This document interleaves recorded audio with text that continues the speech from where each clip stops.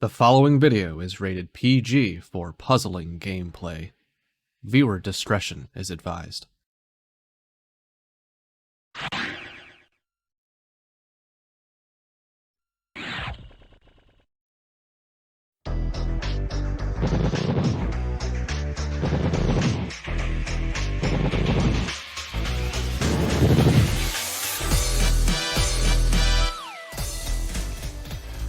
Not everyone had what it took to get their opportunity to claim the title of PPL 2022 champion, but a few of our fallen players took their chances with a little bit of redemption.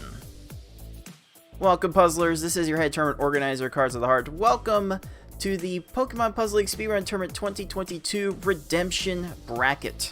11 of the players who fell in the pool stage of our main tournament took the opportunity to get a little redemption, a little extra bragging rights, a little piece of our prize pool, and the title of PPL 2022 Redemption Champion.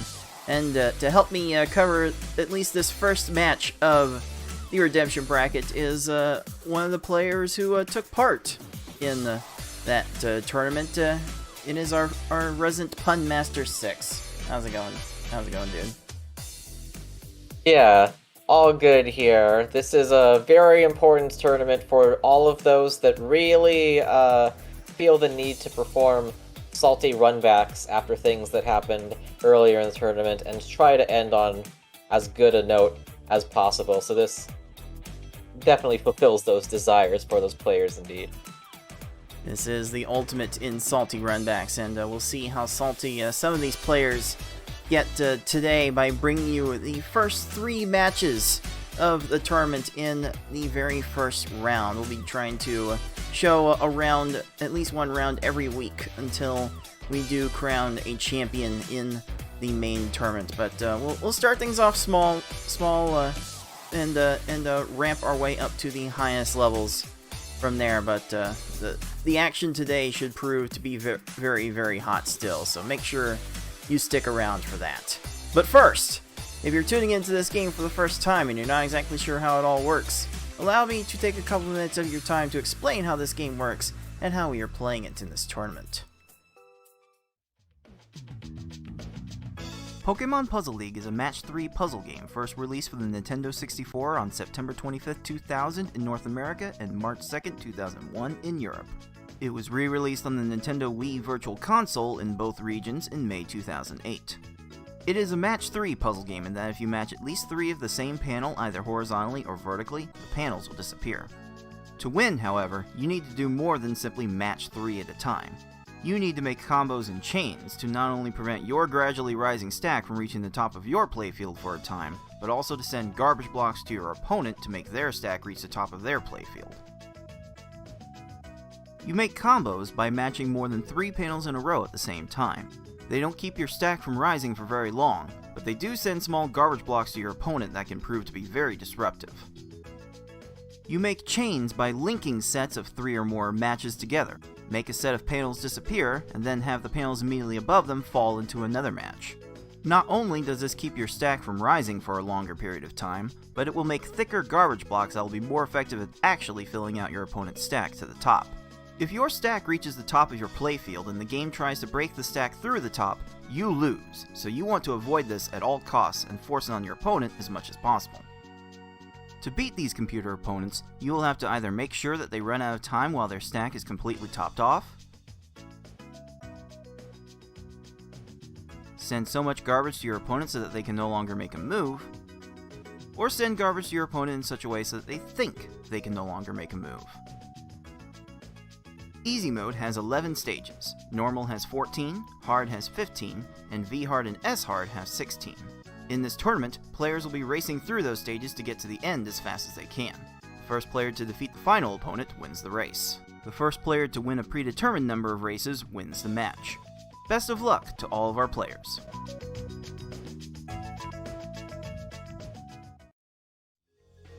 So in the pool stage of our tournament, our main tournament, we had 22 players vie for 8 spots in our final bracket. The other 14 players who did not make it were given an opportunity to participate in a consolation bracket for a little extra bragging rights, a piece of our prize pool, and a title in our Discord server of PPL 2022 Redemption Champion. At the end of the day, 11 of those players, including our very own 6 for the first time, took on that opportunity for that salty run back. So, this is a single elimination format for our tournament.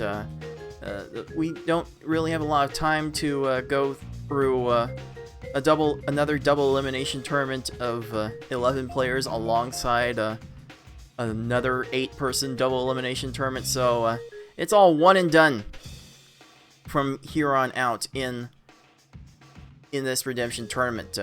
The matches are going to be played best of 5, as all of them have to this point. We are starting this tournament on the hard difficulty only in the one-player stadium.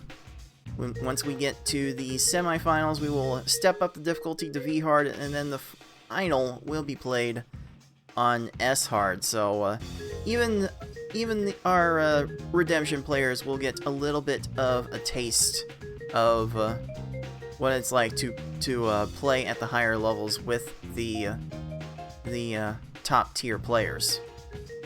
By the way, everyone is more than welcome to add to the prize pool that we've got going on, which 3% of it will be going to the champion of this Redemption bracket. And thank you to all who have contributed to the pool thus far. The pool's at $319.07 out of our goal of $600, and yeah, I think you can get a nice Wendy's Baconator combo meal for the amount that you would win for winning this Redemption bracket. If you want to add to it, when you're watching live on Twitch, just type !pool in the live chat for that clickable link.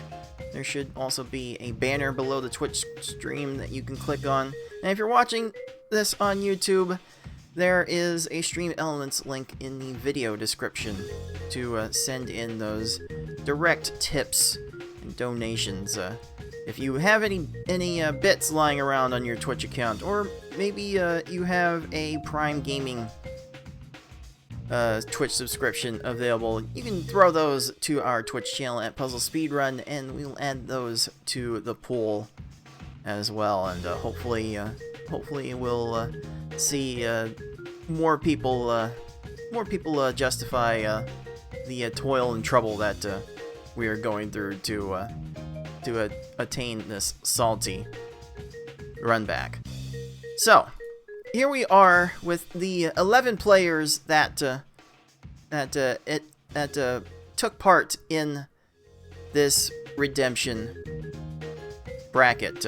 I'll go through each of the players, how they were seeded for this tournament. Pool's performance dictated where each of these players ended up getting slotted, with all the same tiebreakers that were used to determine the top 8 for the main bracket.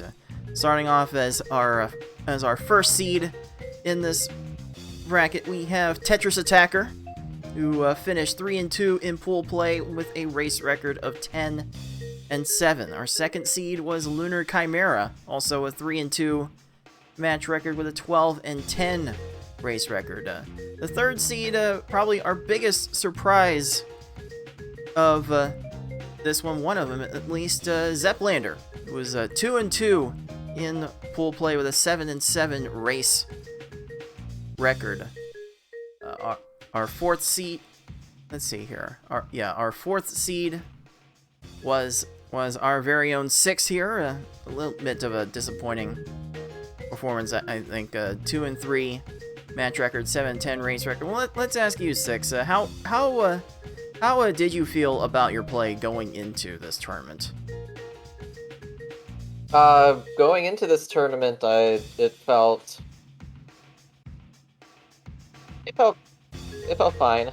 Just some minor some minor execution to patch up on the higher difficulty modes, as well as the satisfaction of having everybody else commentate that I was in one of the most lopsided groups ever, so there is that. But overall, felt like a good chance to prove self and become the very 9th best of the team. The 9th best, yeah, that's the spirit. Be the 9th best, like few people have. That's a great attitude to have. Our 5th seed in this bracket was Fate7799 with a 1-3 match record and a 6-10 race record. The sixth person in this group was I Like Being Smart, 1-3 and 6-11 in the races. Our 7th seed was Flagglestan, who returned to the tournaments for the first time in 4 to 5 years, and posted a 1-4 match record with a 9-12 race record. Then it was GamerX459 with 1-4 and 5-14 for the race record, and then it was a little bit of a close one between Voodoo and Razorflame, who both finished 0-4 with a 3-12 race record, but it was Voodoo getting the slightly better times to get the edge in that tiebreaker. And then rounding out our field was our newcomer Octo Oil, who could only manage a 2-15 race record, but we definitely love to see that purple hair. That was definitely a highlight of watching the tournament. So 6. This was your very first redemption bracket. We can go ahead and tell you right now that all the matches have been played except for the final match, and we'll be showing these one round at a time until we get to a final match. Possibly playing that live. We'll get more into that later on in this broadcast. But 6, how was it? How has it been playing in this tournament so far? It's been a little bit lower stakes, but still stuff to fight for. Still not free just because of the variance of the game itself and needing to be on track, but overall, I'd say it's a fun party. I think that was the sentiment everyone was giving. Like even our very own I Like Being Smart changed her Discord server name to Redemption Party Hostess because this is basically where she's been living, and she won the last redemption bracket in this game, so she's expecting to do some good things in this tournament. And we're going to actually start today's action with I Like Being Smart against Octo Oil, which there's definitely some margin of troll to be had in this match. I mean, I Like Being Smart did average a time of 11 minutes 10 seconds in hard difficulty during the pool play. Octo Oil could only manage a 12:33 average. In fact, her fastest hard run of the whole stage was 11:02. So there's definitely some room for Smart to slip up and lose a game to Oil. But 6, what would you expect to see out of this matchup? I think there's a big experience difference. I don't know how much extra Octo Oil may have practiced outside of this tournament, but I know Nicole / I Like Being Smart has done that a lot both in and out of the tournament, and probably before this match too. So A sweep would not be surprising. Maybe Oil taking one game in case of that slipping on the Oil slick from Nicole's side, but probably not more than 4 games.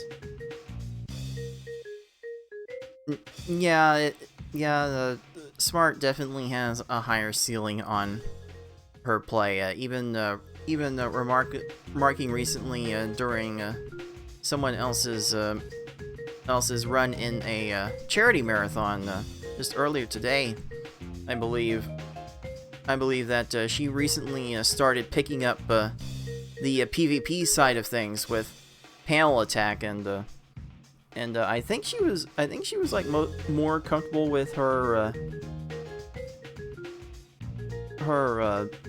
mental guessing of stop time than maybe she was expecting before. So she's definitely getting into the spirit of competition with this game, and we will see if Oil was able to put up a fight in this match in just a second. I do want to head over to the live Twitch chat for a second, because I've put up a rather interesting question in the Twitch chat for predicting with channel points. And the question I posed to the live Twitch chat was, will we see a hard time under 10 minutes today? And just for a little bit of perspective on that, the fastest time that we saw among our Redemption Bracket competitors was a 9:28 by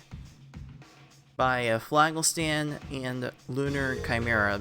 But among the players that we were going to see today, it was only Flag and Smart who posted under 10-minute time. So you would think someone would be able to step up and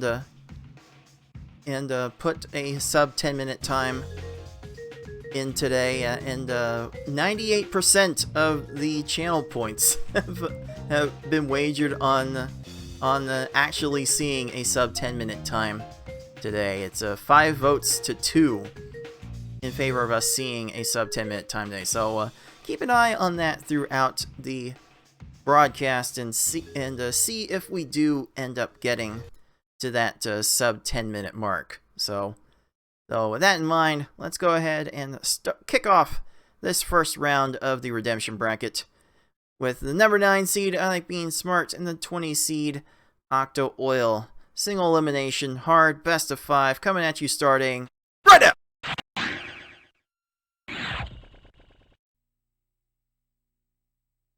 Alright. Oh, party time, excellent. I Like Being Smart, definitely getting into the spirit of the party. Oh yeah, oh yes. Shoutouts to Wayne's World. Quite the experience that was. If I had party poppers, I would activate them right now. Indeed, I would too. But yeah, we're gonna see a best of 5 in hard mode for this round, and 6. How would you describe your recent experience in playing hard mode? Hard mode is probably one of the more balanced tests of actual skill and execution, because generally it's more like Tetris Attack, and how fast you can get to a certain attack length usually determines your time. Like if these players do appropriate size attacks for all 15 stages that will take place in this mode, you should see sub 10 times. We will see if we do get to those sub 10 times as we start game 1. Ooh, Smart barely gets enough to Gary the first and gets a 15 second time. Octo Oil has to settle for 22 seconds, but that's not too bad. This is going to be the range we more or less hope to see from every stage in these 15 stages we're going to see in each run. And you will also see a little bit of our players trying to lead their chains with combos. Because when you do that, you actually send the garbage you make from the chain garbage, from the combos, ahead of the chain garbage. And that creates a little bit of a manipulation that distracts these opponents enough, and they are slow enough to largely lose a lot of ground in that regard. That said, as Six was alluding to, this is mostly a race to find a certain number of lines. If you execute quickly enough, it's usually going to be 4 lines. That ends up being a good number to shoot for, but I expect most of these players will be trying to get 5 or 6 lines in whatever manner they can get them, and yeah, it'll almost certainly lead to times under 20 seconds every time if they do execute. Ooh, Smart sent 4 lines on that attack. It was not enough. And it may have been intentional cutoff or not, but slowly rising stack will get Surge. Yeah, that's just unfortunate. 4 lines should be enough to beat most of these foes, but like if they start going off on a chain, then perhaps, that's an oil attack. That was pretty much textbook.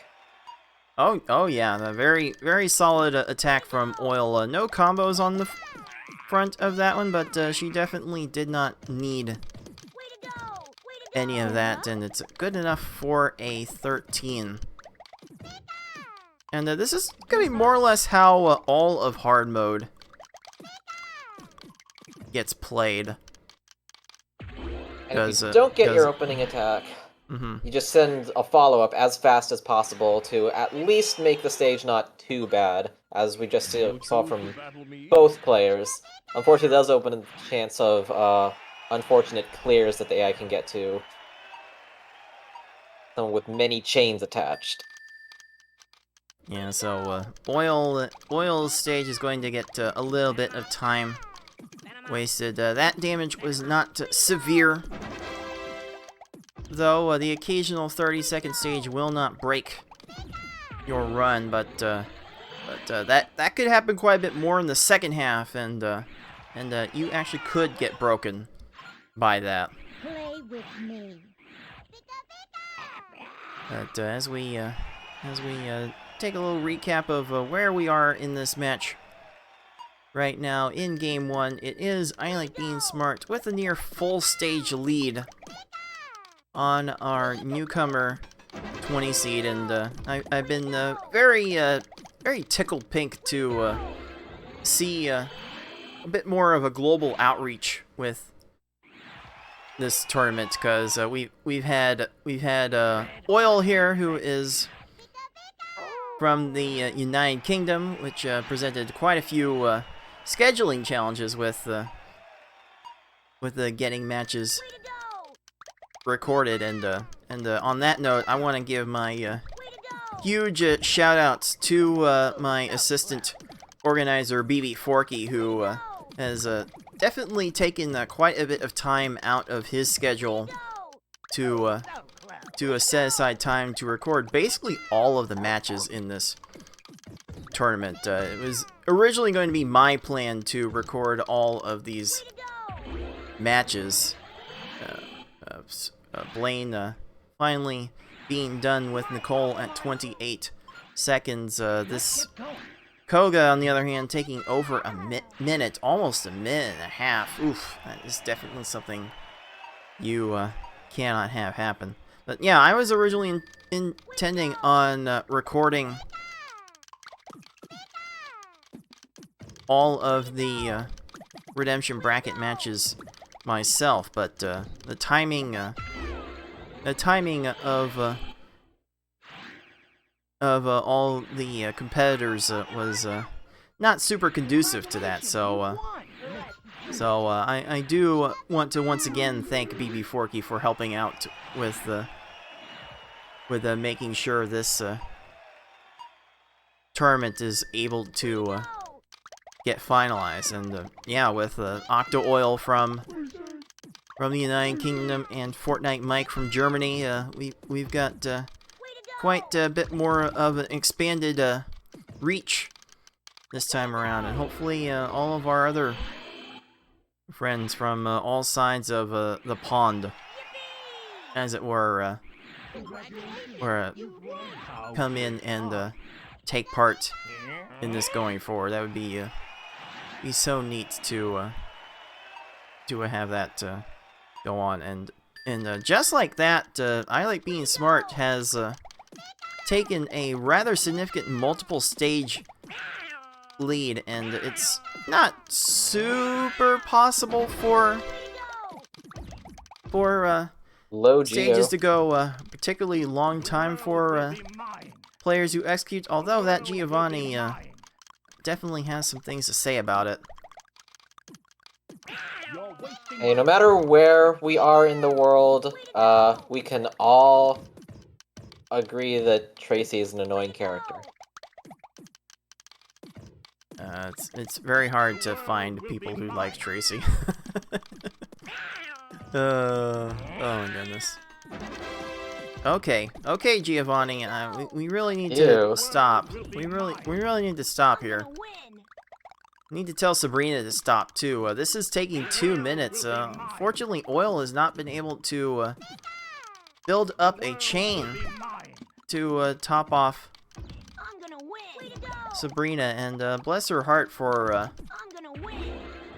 trying out this game with us in a speedrun context for the first time, because she really hadn't done any speedruns of this game before this tournament. I believe she had a Dr. Mario 64 speedrun to her name before this.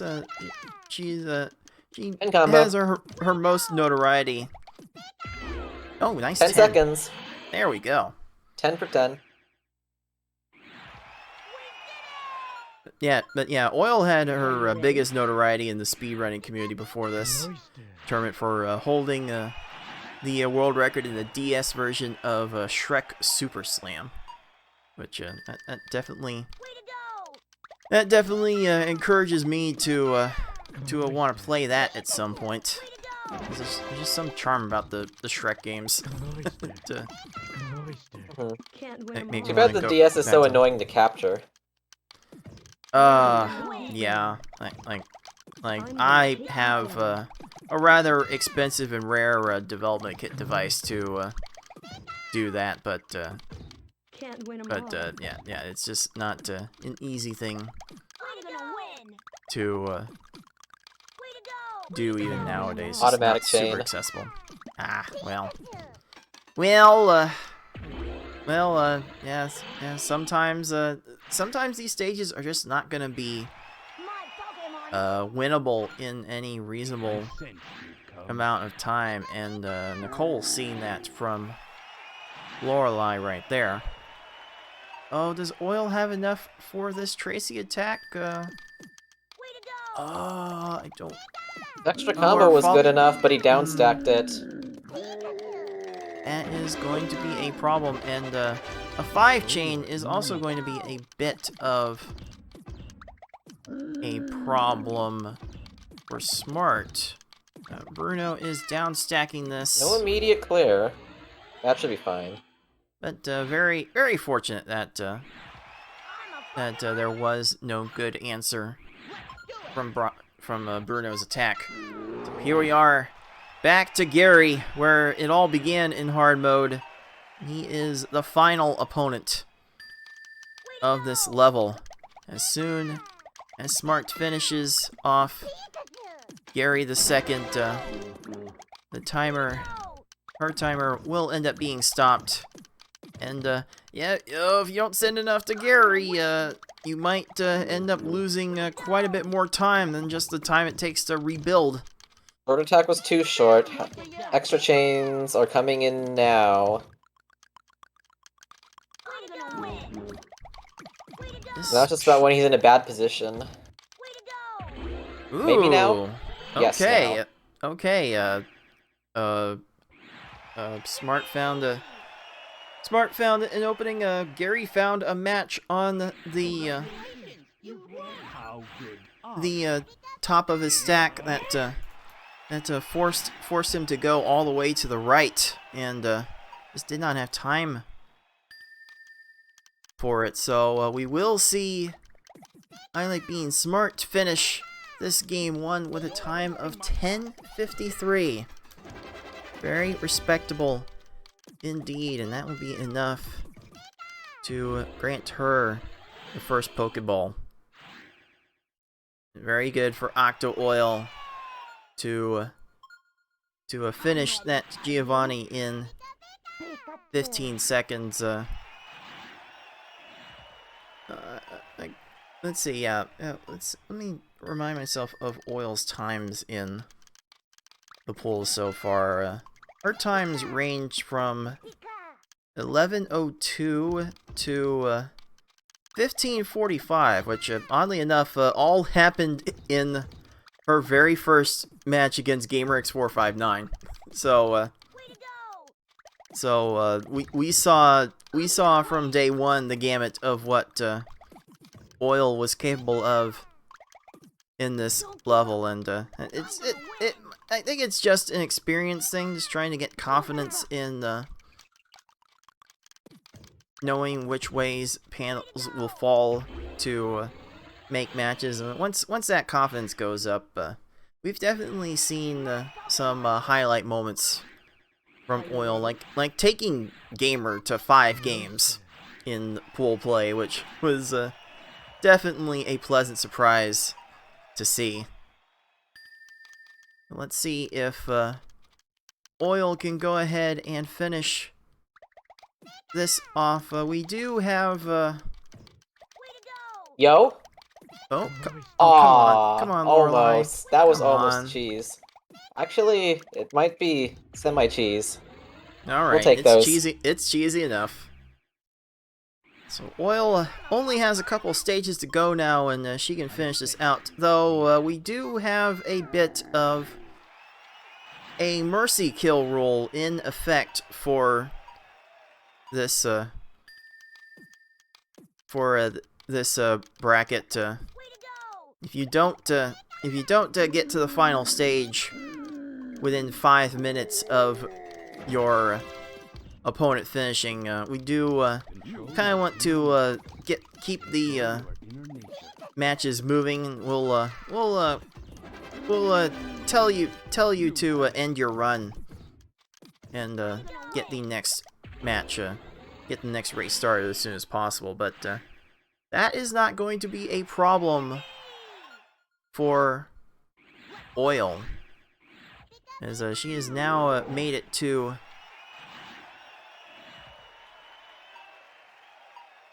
the final stage. Let's see if Gary starts treating her any better than he treated Smart. Smart going off to some warm-ups.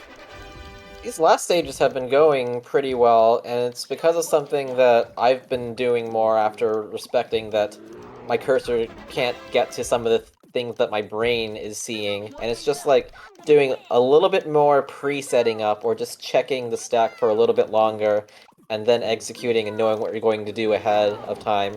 So then it makes everything a little bit more stable, rather than doing a clear and then improvising, trying to find something and panicking every single chain. That's too much stress. Having a preset plan is so much better. You really do just want to have plans in general. You want to be able to look at the board and be able to come up with some sort of idea of how you want to attack it.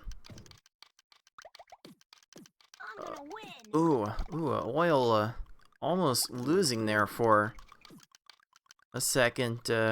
Gary is under no real threat at all after a minute. It's got to establish some extra chains. Oh no, the oil spill. Well, those kinds of things will happen, and after that, Oil decided that she had enough. So we'll have a DNF for this first race, and Oil should have a little bit of time to pick herself right back up and give it another go in Game 2. Again, these matches are best of 5. So it's first to 3 Pokeballs. You can see on the bottom middle of your screen will be the first, will be the one to win the match. And from what we're seeing so far from Nicole Smart, she looks like she's going to be well on her way to advancing to the next round.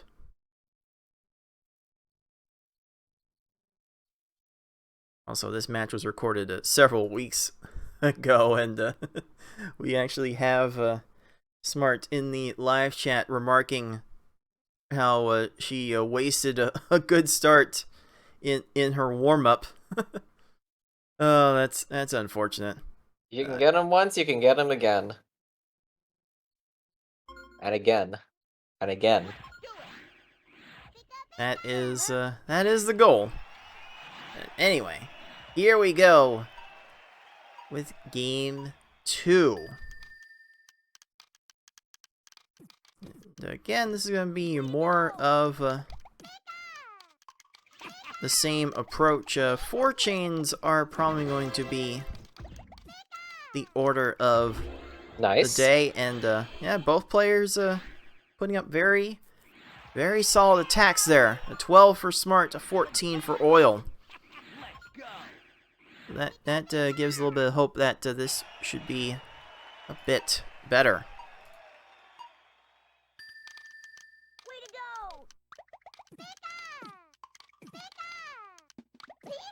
Okay, like I noticed that Smart has not always stuck to the double 4 combo strategy that has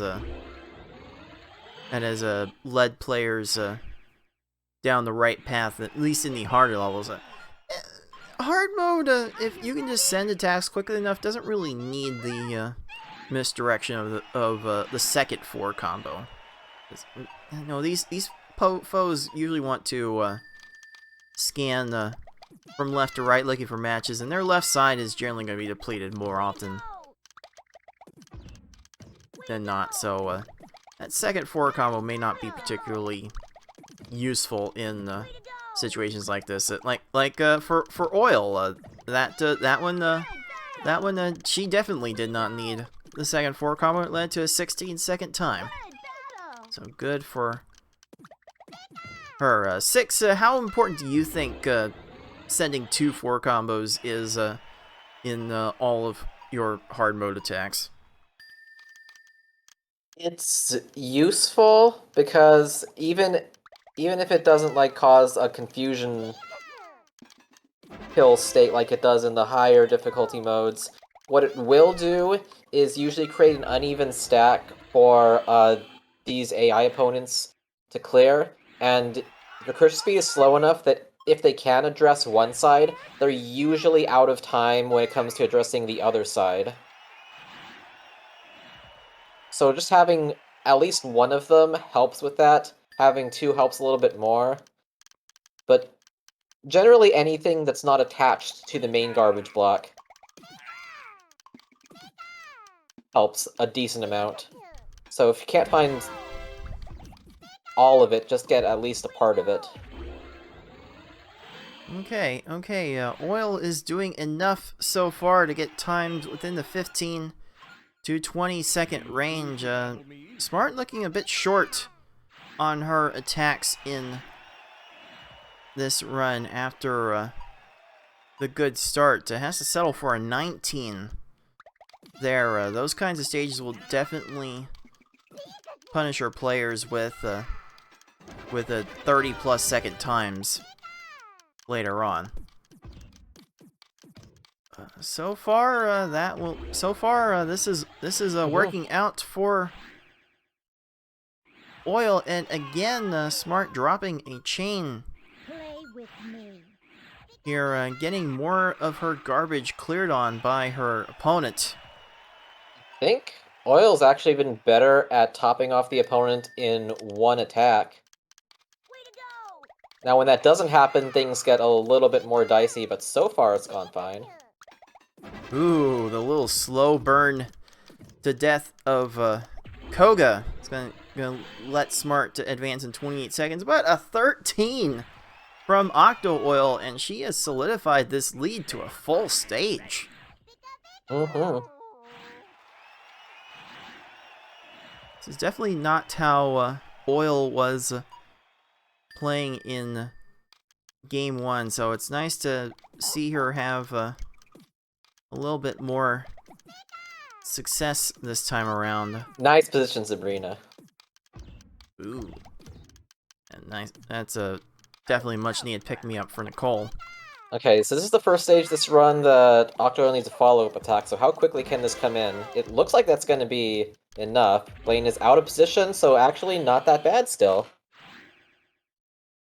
And will you look at that? Oil finished the first half, the effective first half of this run in under 5 minutes. And Smart will be right there to join her somewhat shortly, as these combo blocks will do a number on Blaine's ability to respond. But yeah, I wanted to ask the Twitch chat if we were gonna see any runs under 10 minutes. A sub 5 minute Blaine split will definitely go a long way towards ensuring that. And a 20-second Tracy as a little follow-up from Oil. She is actually on her way to making this match even more interesting. Slowly raising stack, he'll put Smart just behind. And look at Oil, like, just take the time to set up the start of her attack, and just a little bit of a lesson. Is that enough? Oh, Rocket went very, very low, yeah. That's unfortunate.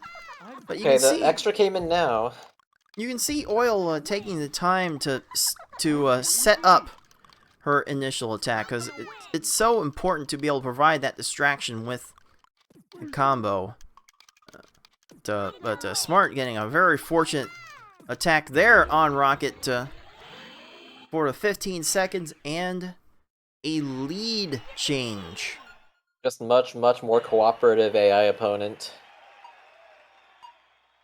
Yeah, unfortunately with the effort Oil was putting in, she had not really extended her lead all that much, and it was all gone in a matter of a single stage. I was so close to a cheese kill. Oh well. Not gonna lie, I do love me my cheese. Ah, well, speaking of cheese, that was a bit cheesy from Oil, and she's gonna take the lead right back with that 16-second Geo. Okay, Smart Geo needs to calm down. Gonna take a while to get to the left side and doesn't. What we got? What's Oil going to have for Richie here? A 4 combo into a 6 combo. 4 chain. Yeah, Richie is aggressively raising 5 lines high. probably good. Oh, he flattened it. No. She said 5 lines and it wasn't enough. Oh, a second 4 combo in that chain would have done it. Literally one more line. Oh. Now Richie's going to be punishing Oil for quite a few extra seconds. Smart attack not from to... Smart. Man. Wasn't enough either. Needs some panic combos to get there. Got him just in time, though. And we've got lead change after lead change after lead change in the span of just a few stages. This one is going to come down right to the wire as we are virtually in sync.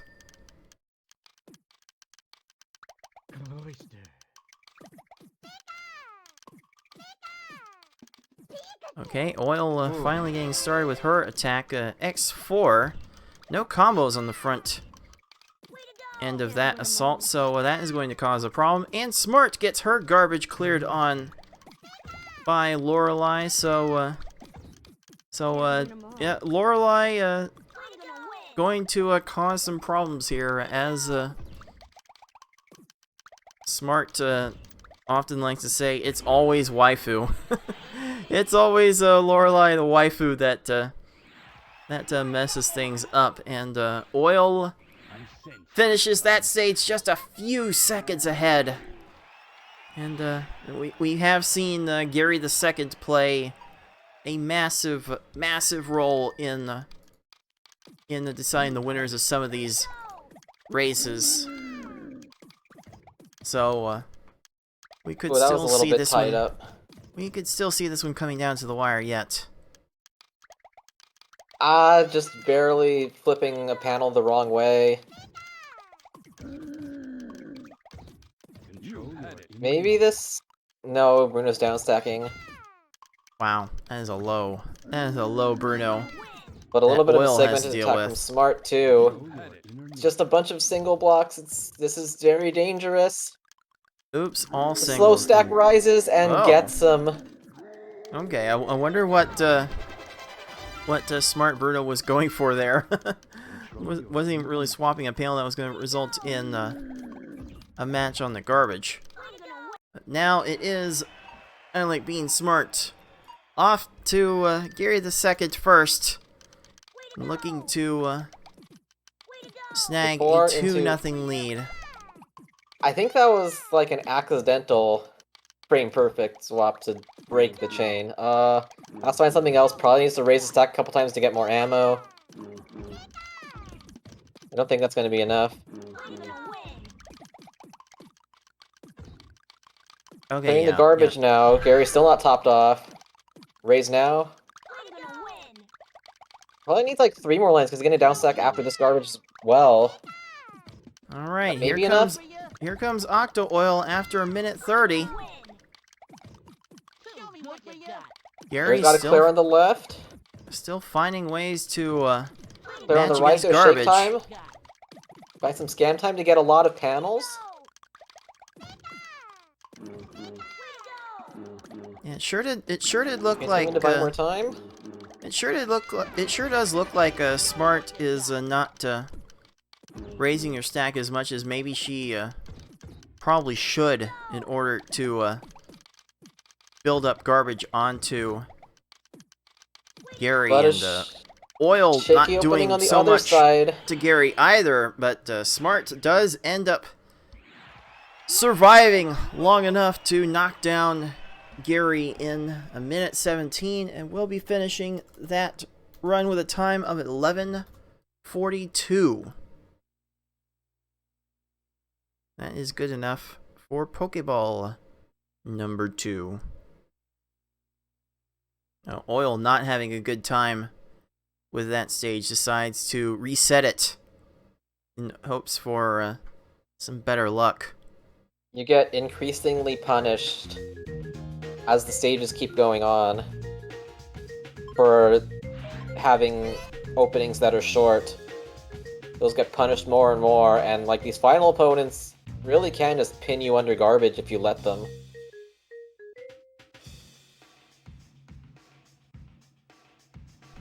Yeah, if there's anything that this mode should teach you, it's that you really need to be aggressive with raising your stack. You really need to have the flexibility to build as big chains as you need to send these opponents packing.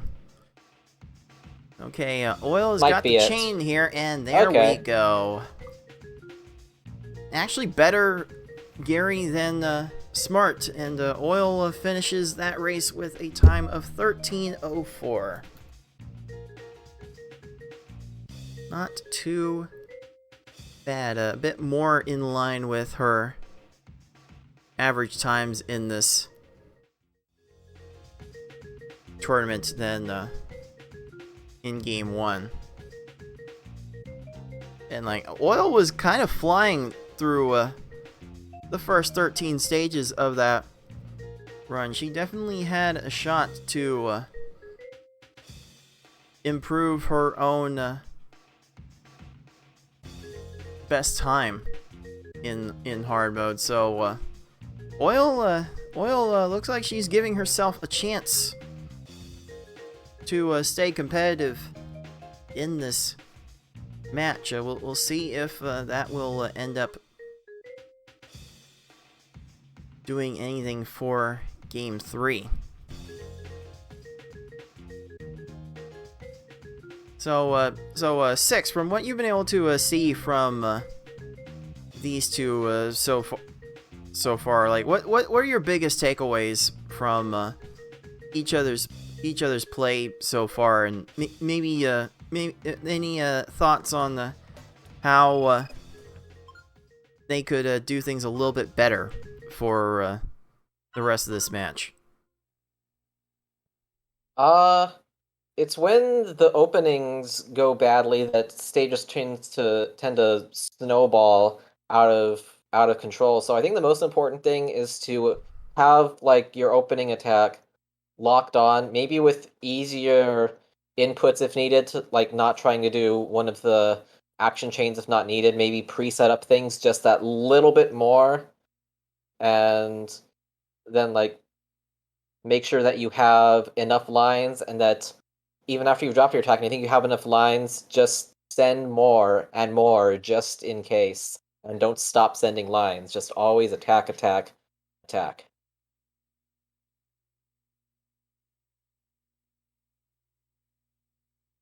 Always be on the attack. That's probably as good a lesson to give to anyone learning this speedrun for the first time as any. They can't die if they're not topped off. There is no kill like underkill. Wait, there's actually no such thing. Anyway, here we go with game 3. Oil has one last chance to keep her tournament hopes alive. And Gary not being super helpful in impeding Smart's progress on that front. Both players getting 17 seconds to open this run, so they're doing pretty well for themselves so far. We're gonna see things fairly synchronized. We're gonna be seeing double for a little bit, so don't adjust your monitors. They are virtually playing on the same stage. Okay, a few slides that don't work right. Into some panic combos. Oil gets there and win again. Smart needs a couple more lines to be able to do that. Yeah, it just seems the chains that Smart is trying to make just largely aren't coming together in this match so far. It definitely doesn't feel like it with the results that we're seeing.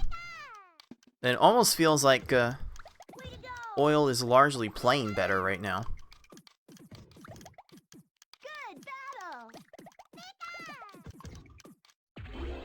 Yeah, again, it's solid until the opening goes badly, and then I fear what might how long it takes to get the remaining lines.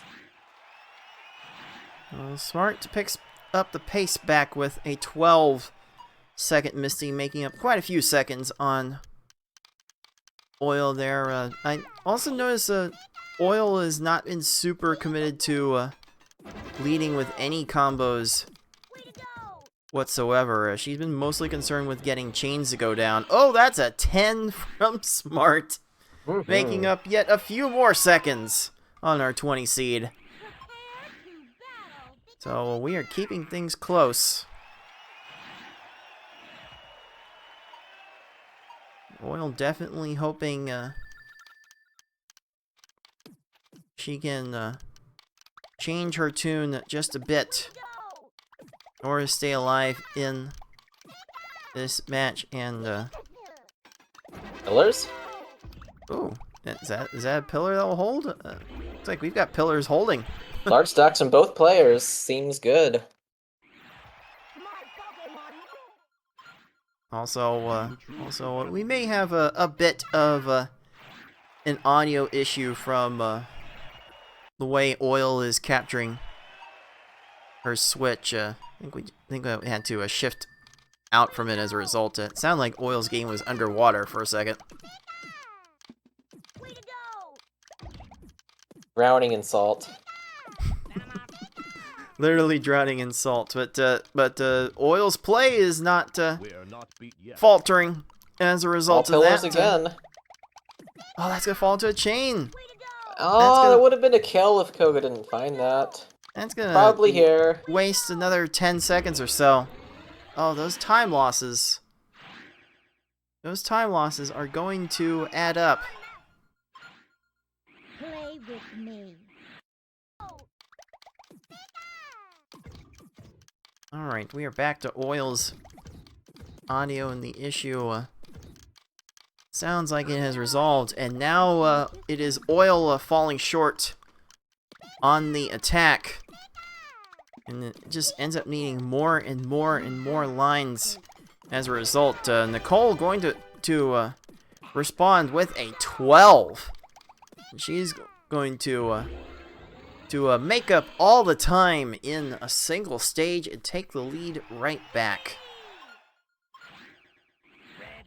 It just feels like the later the races go on, the more in her element that Smart seems to be compared to Oil. Nicole has made it very clear that she prefers V-Hard over hard, so she's just wanting to get to those rounds, to get to that round as soon as she can. Gonna be Yeah, 26. Yep. Go ahead, please, 6. Go ahead. It's about the ability to find extra attacks after the opening, even if they're not as solid. Like, you're not going to get too punished in here as long as you still find a way to top them off after, and just like keep resetting and searching for extra lines. Like, that doesn't matter. What drops next is going to matter, and hopefully confuse Tracy long enough. And that was a 26 Blaine versus a 22. And yeah, we're just trading close times here. 17 for Smart, 18 for Oil. More cooperative Tracy on Oil's side. Just needed a short attack. We're gonna keep this really, really close to the end. It seems like. Okay, Smart is leading the chains a bit more sound. Like that 4-chain 2-4 combos, that should be solid. good for a 12. And Also a cooperative-ish rocket on Oil's side. Yeah, sometimes all you need is the short attacks, and you're done. How good are you? Alright, we're keeping this close, and maybe we have hope to see our first sub 10-minute run of this tournament. Smart had to do a very precise tech in order to continue that chain, and it worked. Your wasting will be mine. But of course it's not rewarded. Nope, and it will be Oil first into the Puzzle Elite with that 17-second Giovanni. And looks like Nicole's world will be Giovanni's. The world will be mine. Oh boy. Oh no. Oh dear. Well, Geo gonna be doing Geo things for a little bit. Oh, that's a curious decision by Giovanni. There, and that allows Smart to get out, and Oil, Another quick just like kill. that, has a full stage lead with 3 stages to go. Can Octo Oil keep this match alive? Can she keep executing her chains well enough to keep this match going? No combos, so she's been committed to keeping this chain Lorelai's alive. Ah, kind of high unfortunate. again, but does find it clear. How long is this going to potentially snowball? I don't think it is because of a bad situation on the top. Alright, 21 for Lorelai will be good enough to keep things going, but Smart did pull off a 13-second Richie. So she is a coming. The short attack, nope. Aw, That's gonna be Good a effort. bit of a problem. That 7 combo is going to buy how is her right Lorelai a side? little bit of time. that's Not fine. enough though. Bruno going to find a clear in time. Okay. Yes. Okay, this is where it's important to send those extra lines now. It's taking a little bit long. Yeah, Oil's been thinking more about what her next play is going to be, and she's not able to build up enough garbage in a timely fashion. She It's will not as be bad as out. it could have been. Okay. She will be out in 36 seconds. Smart should be right behind. Okay. That's going to stall. Okay. If this is a good Gary opening, this is possible. He also needs to cooperate, though. Alright, Smart is out in 25 seconds. Starts with a 6, 2 and a 4, 3. That's 4 lines so far. Gary's gonna need more. He's gonna downstack the left side. If this gets done quick enough, it's gonna take him a while to downstack this. Okay, Oil went to the 4 chain, which was Here it comes now. a good decision at He's stacking. least. He's clearing all the way to the bottom. We need like maybe one more line before he raises. Ah, No, he's gonna get to the left side. oh no. Okay, Smart's attack is coming in. Gary has a high left pillar. Is he going to address it in time?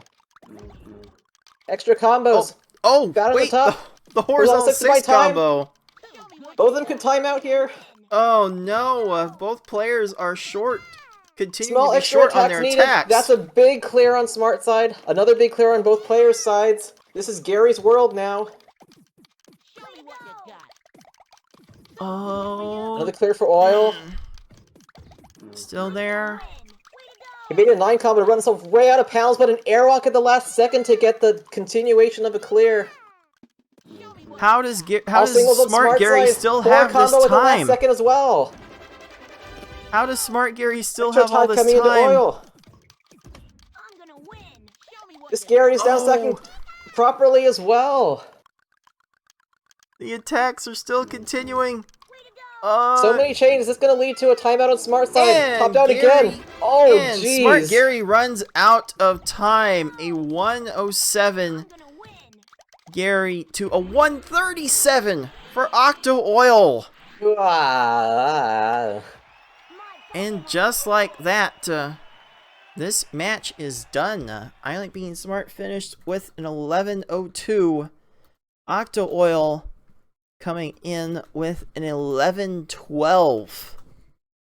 Very, very close indeed. Well played from both of our players, but it will end up being our 9 seed and defending Redemption champion getting the 3rd Pokeball and the win. Oh, that ended up fairly close. The 3-0 score will definitely not tell the whole story. Octo Oil was just warming up from the opening bell, and she made that really competitive in the end. That was very solid. But then, yeah, a little bit of a slip up, and then Gary will just make salted calamari out of you. That he did, but time to make the result official.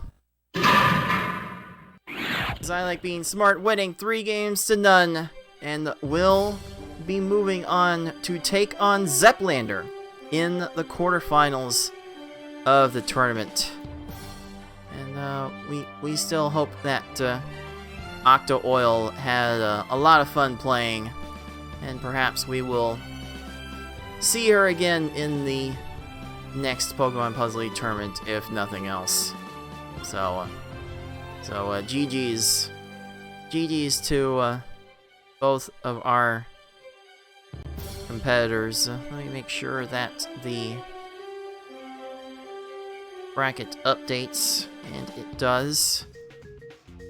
So here we are with I Like Being Smart moving on to play Zeplander, who was very, very close to getting into the tournament main bracket proper with his 2-2 record. So yeah, this is gonna be a tough one. That's gonna be a tough one to grade on paper, but it should be a fun one nonetheless.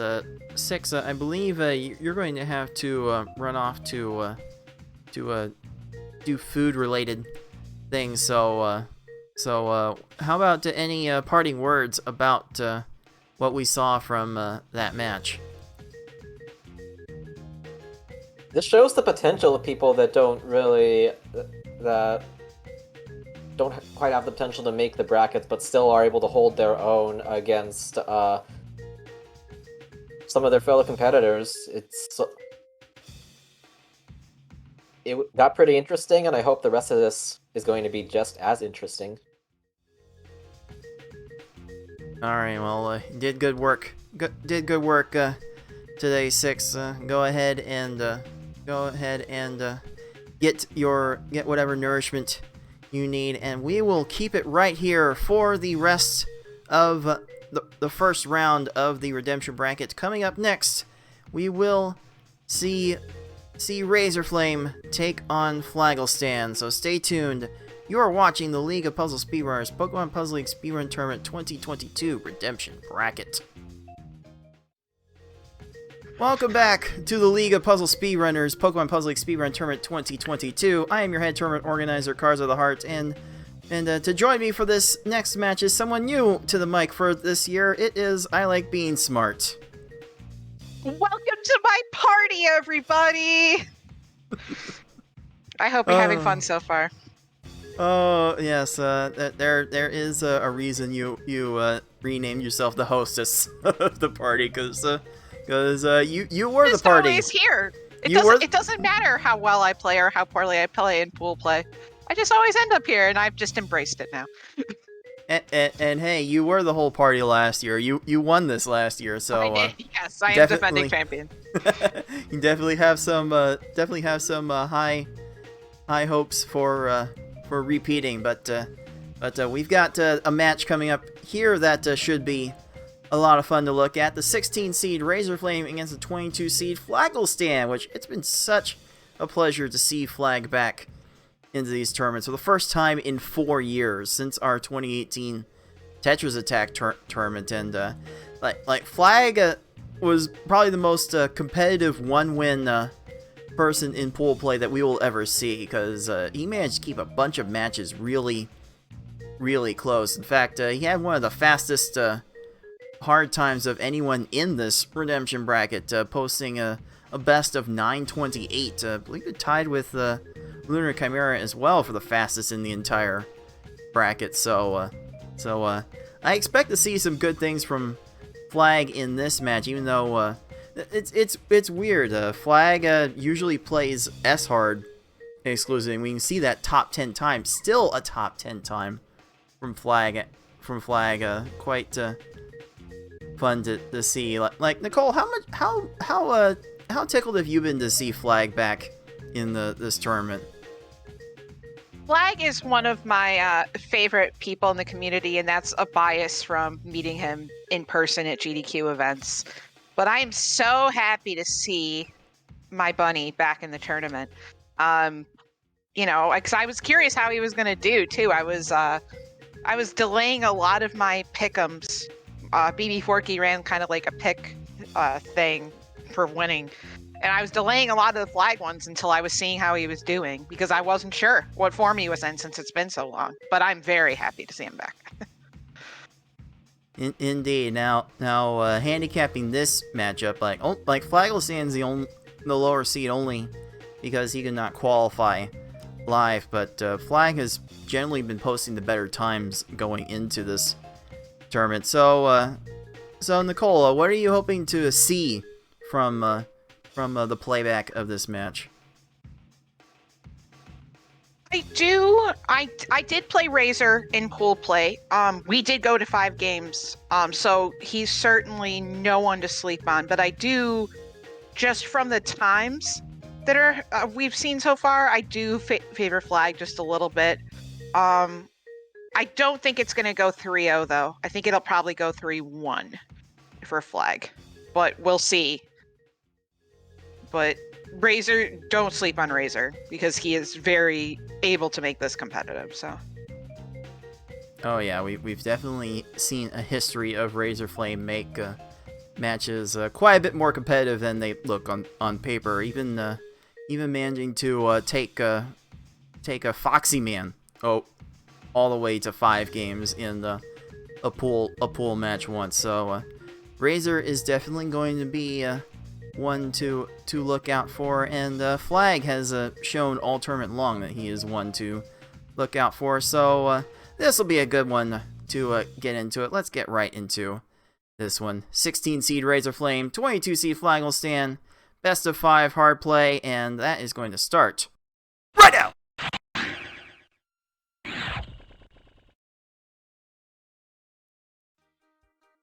All right, let's make sure we can actually hear this video. Here we go.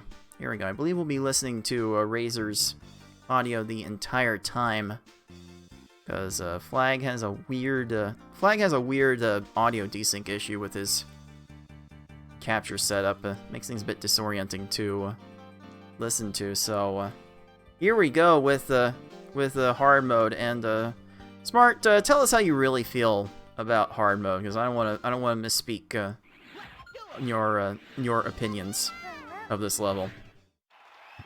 Look,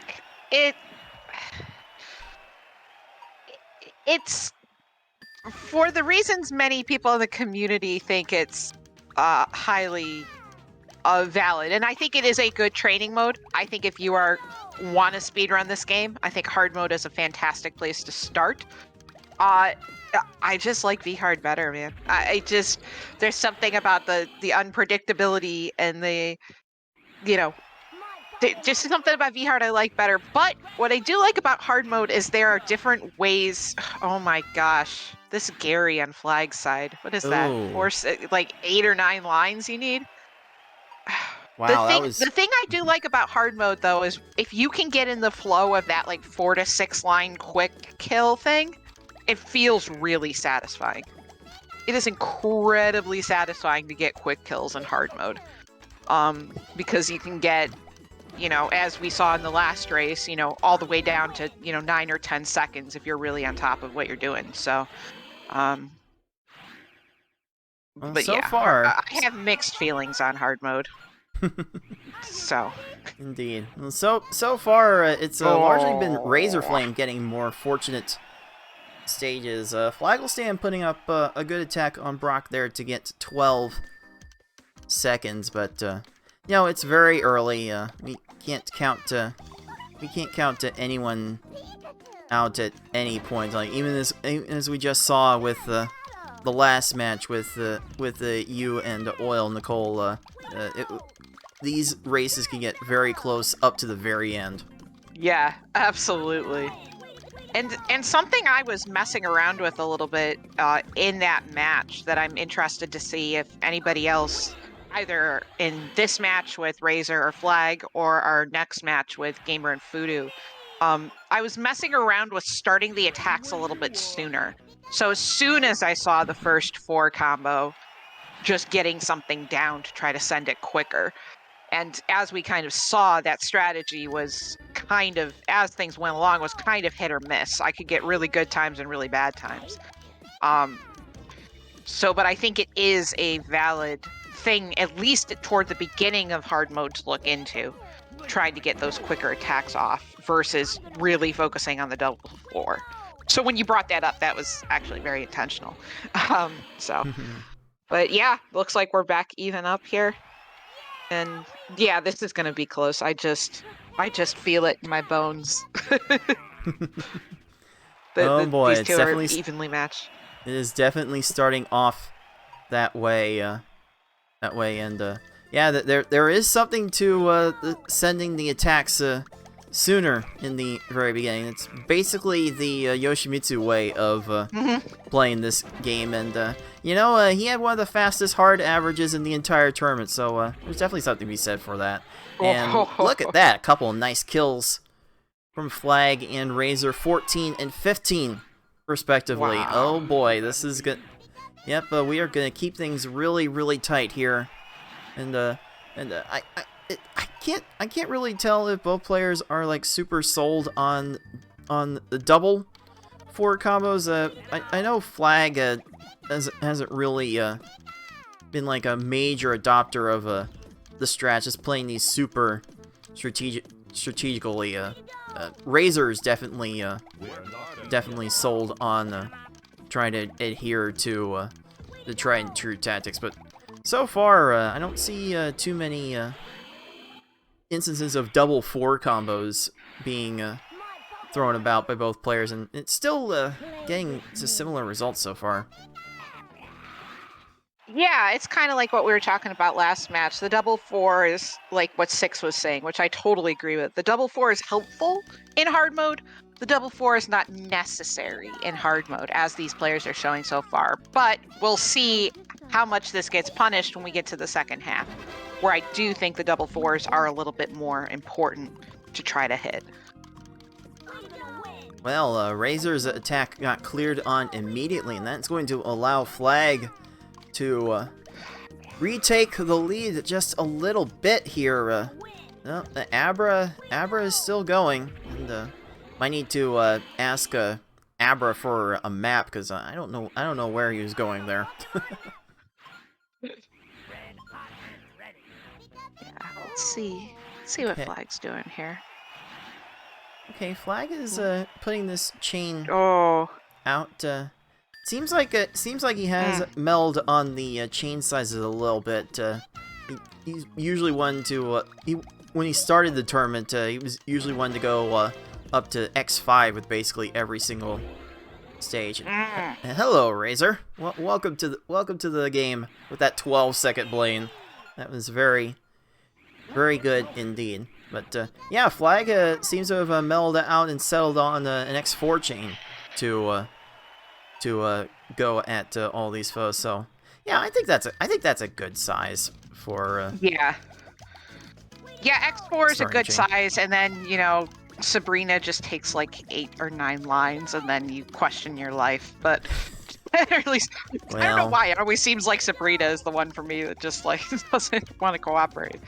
But yeah, generally an X4 is good. Obviously, if you're one of the more elite players, let's say, you can get a lot of combos in and get an X3 and get a follow-up. But I think here in Redemption Party Land, we're going to see a lot more X4s just because of that maybe lack of experience of weaving in the combos.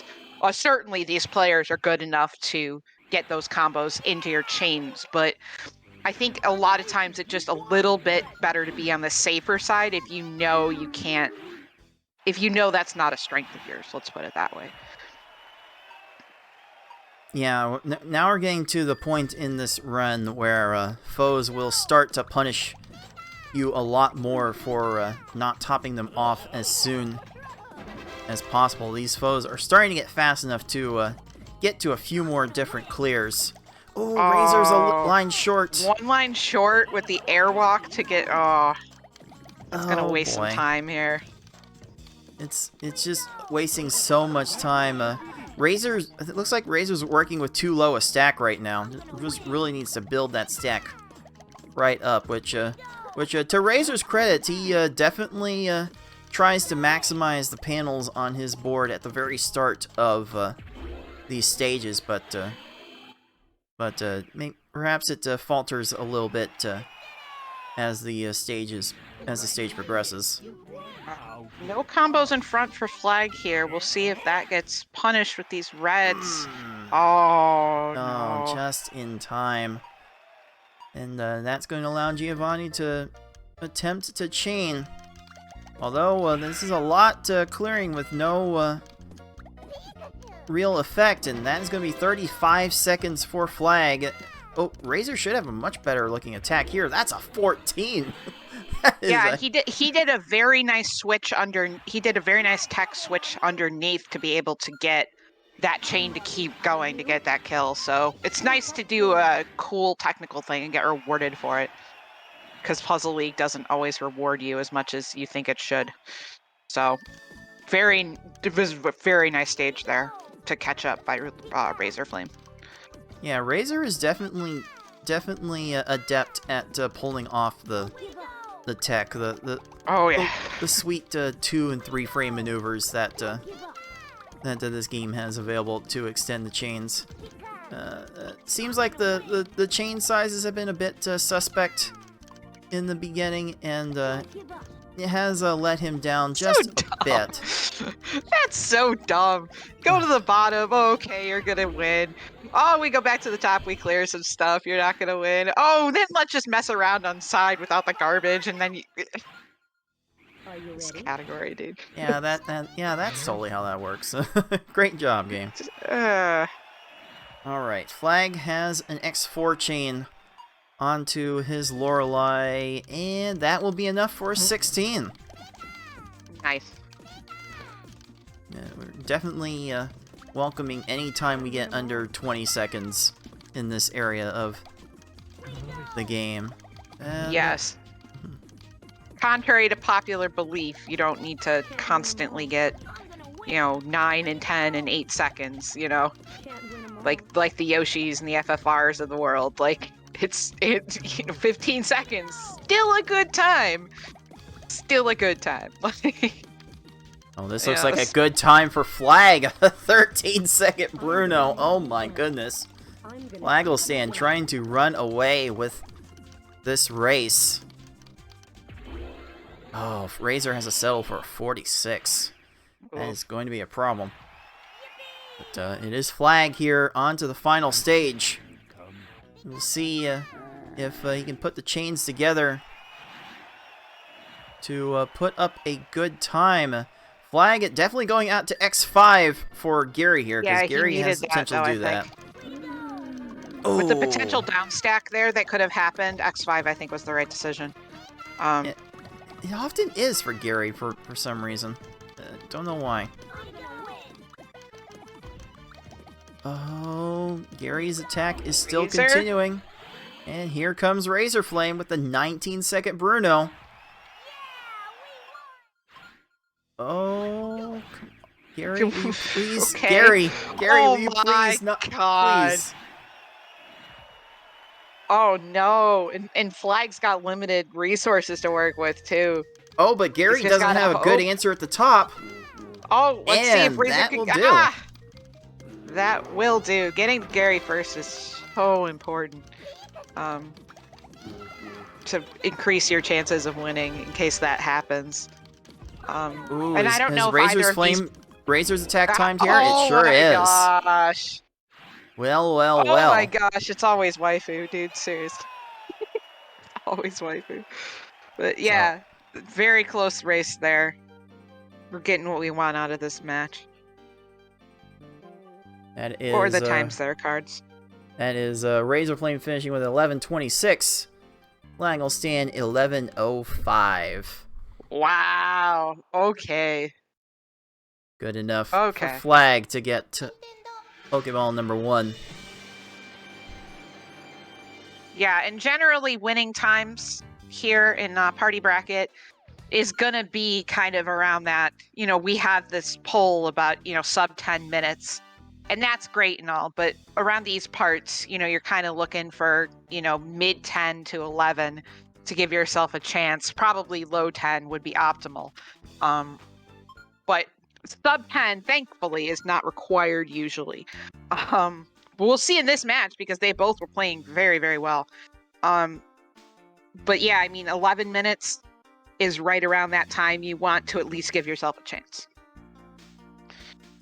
Yeah, throughout the tournament, we saw an average time close to 11 minutes. So these times that our players got for game 1 should be a good benchmark to aim for as we get into game 2. But before we get too deep into this game, I do want to give a little shout out to one of our viewers, a fellow runner by the name of Just Kidding, coming in again with a big tip, $22.93, to bring our pool up to an even $350.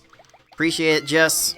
Always appreciate chipping in to help our players. Baconator combo is becoming more real in one sitting for the winner of this redemption bracket, depending on where you live. I am not claiming anything. We'll try to angle more for that Wendy's sponsorship one of these days. I mean, we tried to angle for the Jimmy John's sponsorship when I used to work there, but I hated my life too much to try to pursue it, so Yeah, it's working in fast food. What can you do? Yeah, exactly. All right. Razor Flame appears to be a bit short on this Brock attack, and both players needing one more line. Oh man! Oh man! Flag got so lucky there. That if that's anything, if that's V hard, you get so punished there. But being in its hard mode, we get a little. Oh my god! Well, Flag is a little bit behind. He's like 3 to 4 seconds behind. So they look like they're in sync, but Eraser still has a little bit of a lead here. So it is very, very brief, which again, you cannot count anyone out at any stage of a hard race, because we've seen stages go past a minute, and every single opponent in the game is pretty much capable of that. Both of our players settling for 20-something second stages with their Misties here. Get the feeling we're going to be seeing times like that throughout the rest of this match.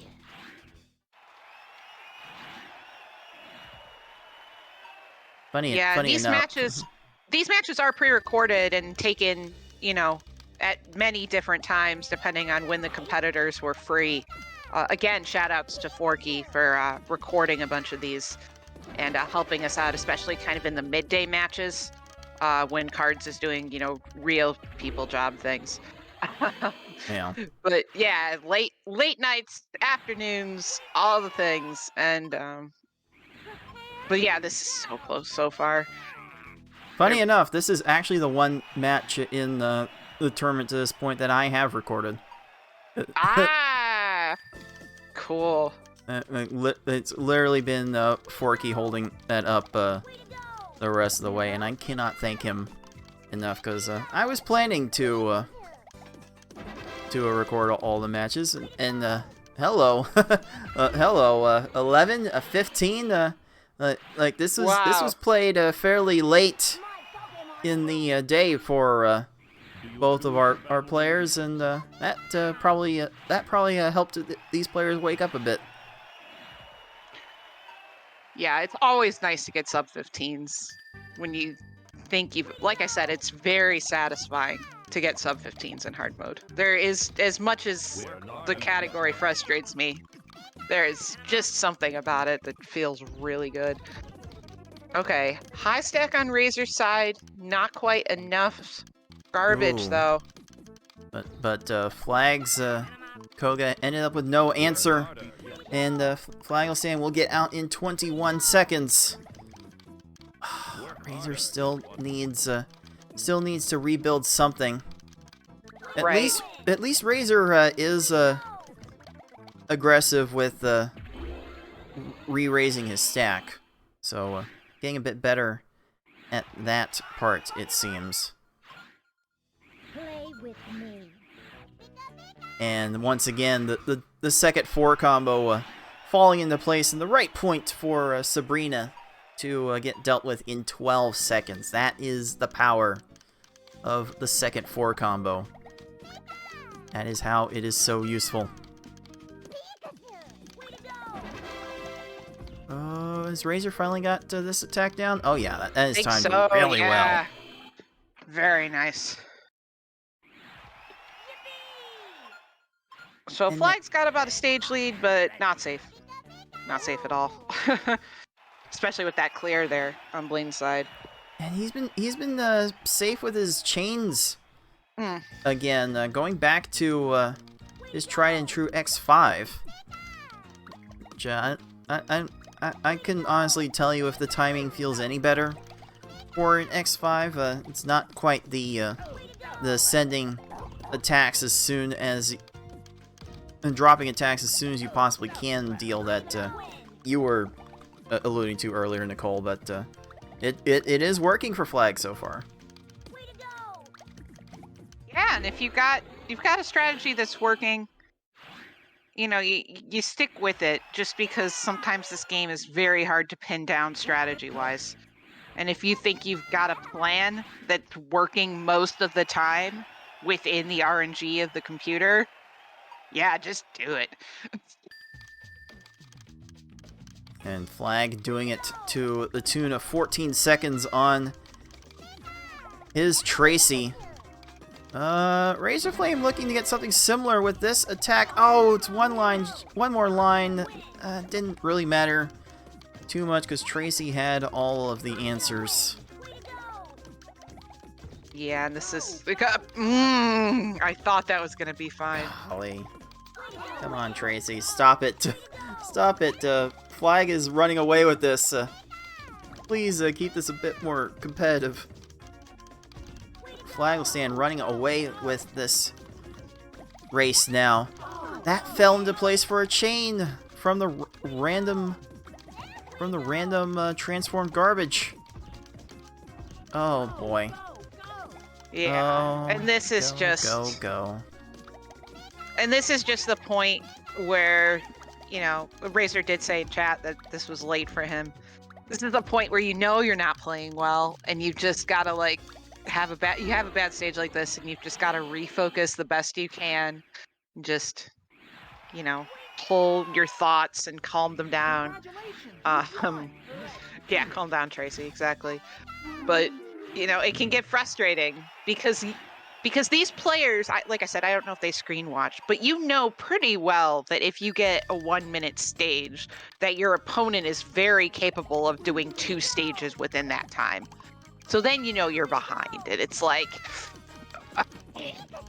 okay, I'm behind, I'm struggling, but you just gotta either decide to play the best you can and shake it off and wait until game 3, or just, you know, focus in the moment and go 1 stage at a time.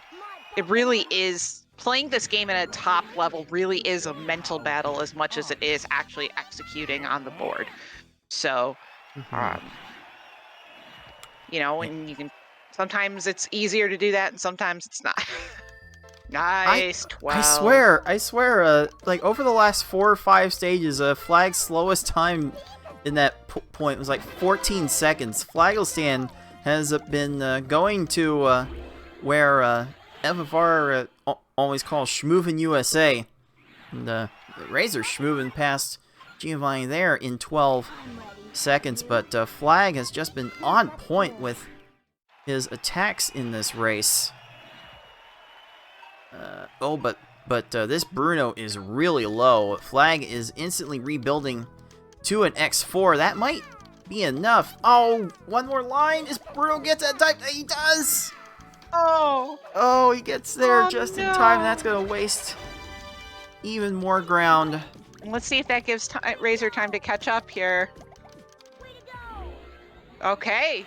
Okay. 19 is definitely fine. Oh, Bruno messed up big time. Gonna have to go to the second tier to rescue himself, but will not have anything further. Oh, man. Definitely hoping for a first sub 10 of the day of the tournament. Flag would really have to move to get it here, but he's definitely on pace still to open up this match to a 2-0 lead. Okay. What's he got here? Razor got a little lucky there because he cut off the chain on purpose that would have ended up saving him some time there, but still ended up getting out by 20 seconds. And Gary is out of position, yields a 17 to our 22 seed, and Flagelstand finishes the race with a time of 10:07. That's our fastest time yet. Oh my goodness. Flag really was schmoving there. And that will be enough for him to get the second Pokeball. Alright, looks like Razor is on pace to finish this relatively strong. All the time's been in the 15 to 25 second range. Definitely nothing to shake a stick at.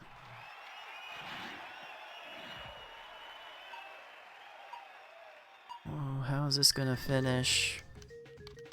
I see the green formation in the middle that Razor could be eyeing. He's gonna settle for blue into red for his double fours. Okay. Okay, drop it. Okay. Oh, Gary doesn't have anything. And that's gonna be an 18-second stage. Well, Gary actually being nice to our two competitors for a change. Razor Flame will use that to settle for an 11:23. So, consistent, if nothing else. Yeah. Consistent and a nice bounce back after, I think it was it Gio or Richie that he was struggling with, but a good bounce back, good focus. You know, and now we're on to game 3, and you know, reverse sweeps happen for sure, but it's not a fun position to be in, so. There's just been something about how Flag's been chaining in this match that leads me to think that he's really not going to yield so much. Me.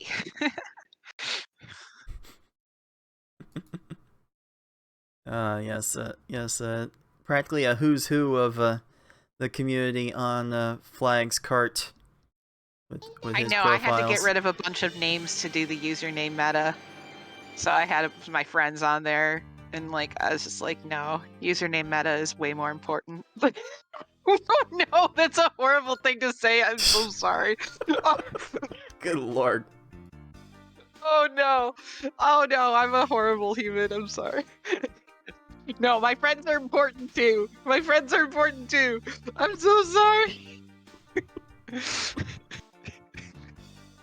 Remember, kids. Value an audience more than your friends. Right. You 90s references more. I for one have too many like practice files on my my cart to get rid of them. But anyway, here we go. Game 3. Razor Flame gonna be looking to avoid elimination here as a live on our Twitch. It is Razor Flame gifting another tier 1 sub, this time to Tayman. So thanks for the support, Razor, and probably gonna need a bit more of that as Flag came out strong with a 10-second carry. Oh my goodness. Just a shout out earlier, Razor did donate some bits to us as well, so thank you very much for your Twitch bits. So Oh, Flag not quite getting this attack flush to Brock. The follow-up Yeah. is good enough for... nice accidental clear there. They're trying to get the reds to the other side and got the accidental clear we to are help trading Flag dimes. out. Nice. Another 10. This time from Razor. Oh boy. Oh boy. We might be putting on the afterburners for this one.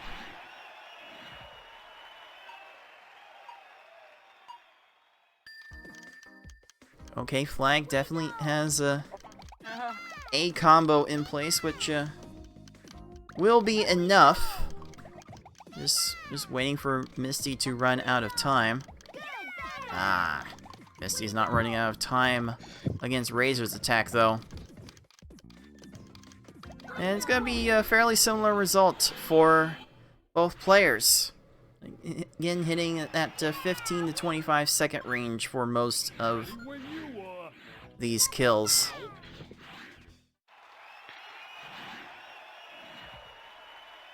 All right. Flag starting off a bit short in pulling off that attack. Gonna go to X4. Decided to not go for the X5 there. Not go for the Surge. X5 and instead go for the follow-up. Ah, it's a choice. It worked out, but it's a choice. Well, Flag did start his attack earlier. Maybe it wasn't by complete choice, but again, it was a choice. And both players all getting very, very similar times so far. Flag swapped a Here and thing there, that but it he happens. thought he wasn't gonna get. Okay, the recovery should be fine enough to top off Erica. Oh, clearing everything as soon as it lands. Give up? That's a bit rude. Erica being a bit rude to both of our players in this stage. That's going to be a 24 for Flag and a 30 for Razor. Yep, those stages will happen. Yeah, and being one line short consistently can certainly be frustrating if you think you're not playing to your peak. But again, just one stage at a time. That's all you have to keep saying, or whatever you say in your mind to calm yourself down. Because this game can get very salty and very tilting. Salty and sweetie salty nut bars. Sweet. Yeah, that's the deal. Get angle that for that sponsorship from Nature Valley for those Yes. sweet and salty nut bars. All right. Flag kind of showing off some fast movement here, showing why he has a top 10 S-hard time. Getting that 11-second Sabrina. He is actually moving. You won't. Yeah, and I noticed on the tail of the tape too, Flag doesn't really play easy or normal. You know, he plays like hard for this tournament, but he's very much a player who will stick to the harder difficulties. So, oh, that's pretty. Oh, Wow. that's so pretty. Wow. Nice Flag chain there. Will it be rewarded? Is it a nice lag chain or is it a nice flag chain? Hey! I love it. I love it. Okay. Razor building up to X5 and okay, Blaine, how low are you right now? Yes. Okay. Much better start there from Razor. A lot more Wow. comfortable. That worked. That worked. Razor needed all of that, and the bag of chips, and the guac, and the air in the bag of chips. Oh, whatever you need. Razor threw everything at Blaine, and it worked out. Oh, Tracy, trying to get an X4 chain in response to Flag's attack. Will run out of time there. in 28 seconds. Razorflame getting a much more Okay. fortunate attack with and gets a 12 as a Here result. we go. Here's the comeback. Congratulations, you've won. Razor needs all the help he can get to stay alive in this redemption bracket. Again, this is a winner-take-all bracket. He's trying to find the 10 combo. He's trying to find the 10 combo. Couldn't find it. Just got to the 9. But still, that's quite all right if you can get a decent follow-up with that high right side. And just I was flag about to casual say, 17. I was about to say, this is not a combos only run, though. A combos only tournament sounds funny. If Wait, nothing else. Cards. You saw the 10 combo too, right? Oh yeah, those I mean, formations are pretty common actually. I mean, I didn't know how to get there, just like Razor didn't know how to get there, but I saw it, and that made me happy. Love it. Okay. Ooh, okay. Razor finally out of rocket at 48 seconds, but Flagelstein gets a fortunate timed attack on Giovanni for 16, and just like that, the lead is a full stage.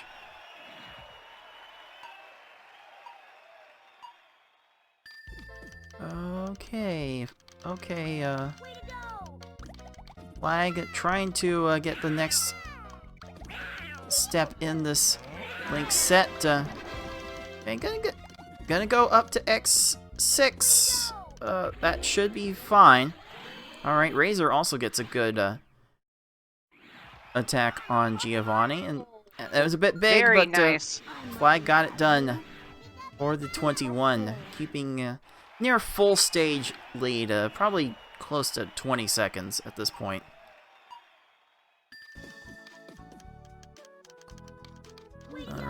Alright, Razor going to the right side of the board to start this attack. Is able to get to the X4.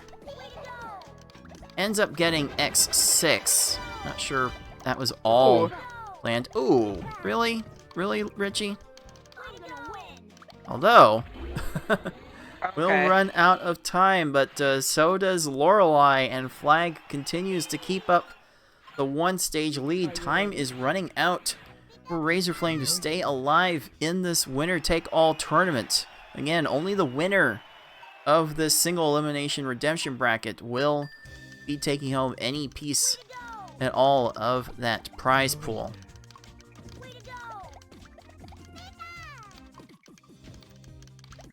Okay, Flag extending the chain over to X5 has reverted to kind of safe tactics, and they are working very well. We got a chance at a sub 10 here. If we get a quick kill on Gary on Flag's side. Razor coming through with that pillar on the left. But one stage lead with Flag being on the last stage. It's possible, but we'll see what happens here. Oh, Little bit of the a accidental drop. clear there. Yeah, There's a follow-up work? I've noticed Flag relying on one line short. What? No, he's got to cut it off. Oh, that's just board awareness. That's board awareness where you know if you need 2 lines, you don't have to go to the 5. Oh, that's a bummer. Oh, what is this chain? Igniting? Oh, No, yeah, hello? okay, Gary, sure. X9, okay, that's gonna give Gary a lot of time to live. Oh my god. That's so ridiculous. So much free time. Are you kidding me? Very 2 where sub 10s go to die, I swear. It's happened so much. But Razor's struggling here at Razor's struggling at Bruno. Ooh, Gary is out of position, and as Razor finishes Bruno, Flag finishes the run with a time of 10:38. So that will prove to be enough for our 22 seed to take home the 3rd Pokeball and the win. Well done from Saw Flag. Razor shake. Yeah, good job, Flag. You could see Razor shaking his head there a little bit when he saw the time come in. Probably a little bit frustrated with this play, but you know, did very well in the tournament. You know, has taken Foxy to 5 games, just like Card said. Took me to 5 games in pool play. So certainly somebody always to watch out for, but Flag was just better on this particular day. So, well done, Razor. Razor looking to show off at the end with nothing left to play for. Just gonna let this one go. Let RNG take the wheel here. And it was quite the effort from Razor Flame all tournament long. Just things did not pan out how he necessarily would have hoped. So hopefully Razor continues to get involved with these tournaments, and I expect we'll be seeing some good things from him again soon. Also, by the way,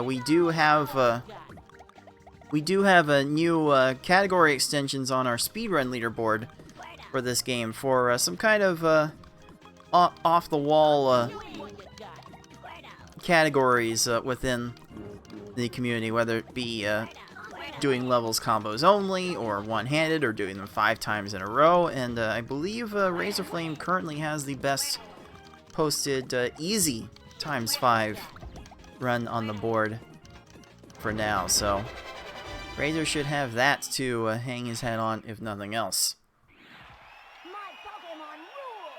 And that will do it for this match. Razor Flame finishing Game 3 with a time of 13:05. But it is not meant to be today. Let's make this result official. It is Flagless Stand winning 3 games to none. Will be taking on Lunar Chimera in the next round. That should be a fun rematch to watch back. Oh, that's going to be a good match too. Flag and Lunar. That's going to be good. But yeah, you know, well done to Razor today. Well done to Flag. Just was a little bit more cooperative on his side and just played a little bit more solid. But yeah, it was a great match to watch. A lot closer than the 3-0 says. So, well done! Woohoo! Good job! Party bracket. Woo! And the party is going to continue. We've had a couple of 2-0s so far, but who knows what we will get from our final match of round 1 here. GamerX459 and Voodoo. I believe their hard times were relatively close to each other in pool play.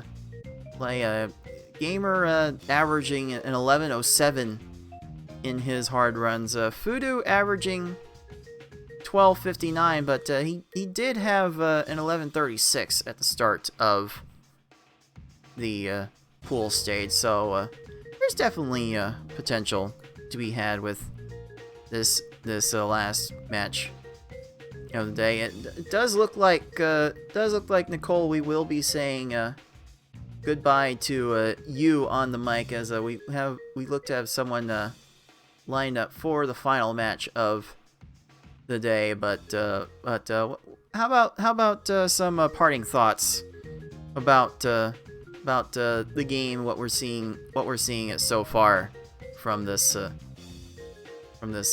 bracket.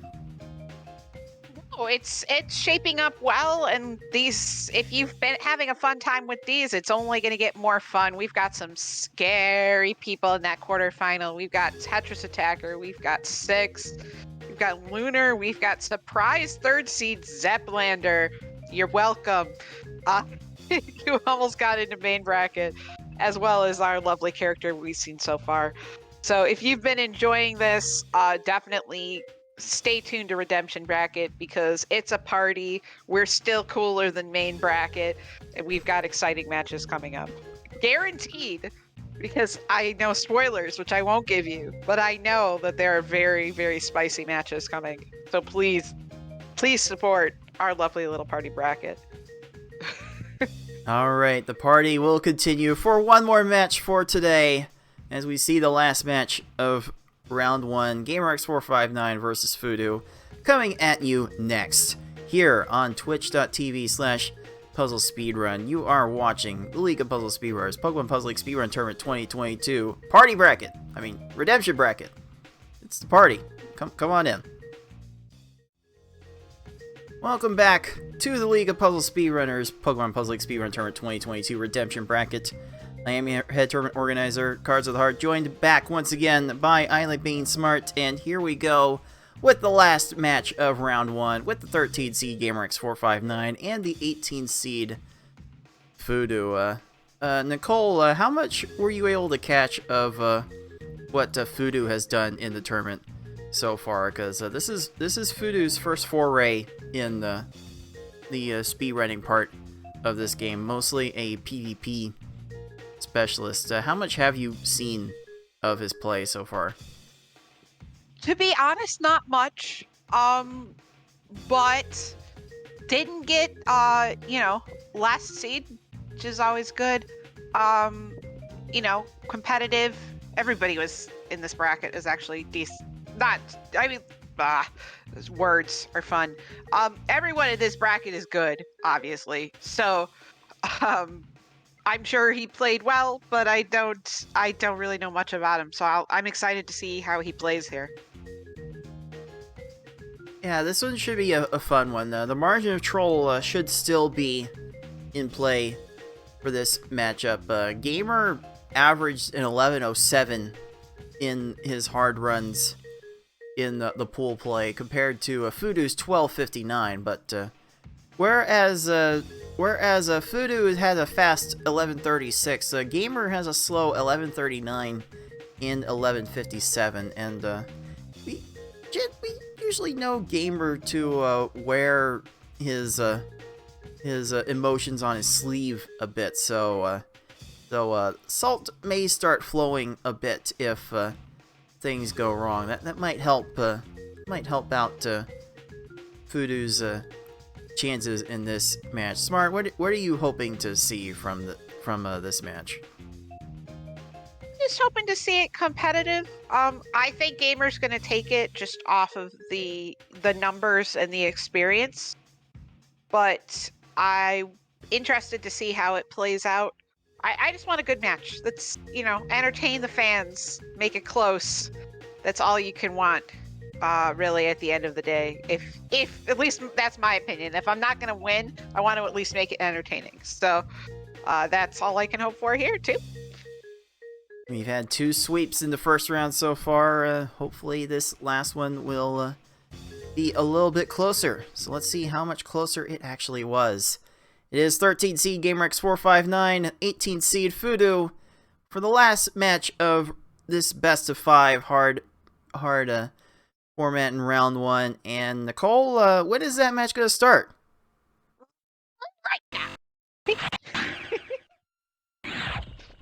Oh, I had to let you get that one in. Oh, it doesn't get old, really.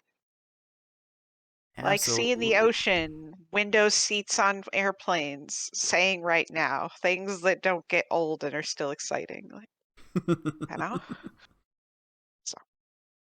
Absolutely not. Alright, our players are in position, ready to go. Kind of need a bit of a blue light or something to actually see Voodoo there. Kind of getting a few visions of watching an OG speedrunner Feasel do speedruns with his special webcam setup. That's the emotion I'm getting from watching Voodoo's cam at the moment. Oh man, the old days of speedrunning. Okay, so we are not playing S hard or normal or V hard.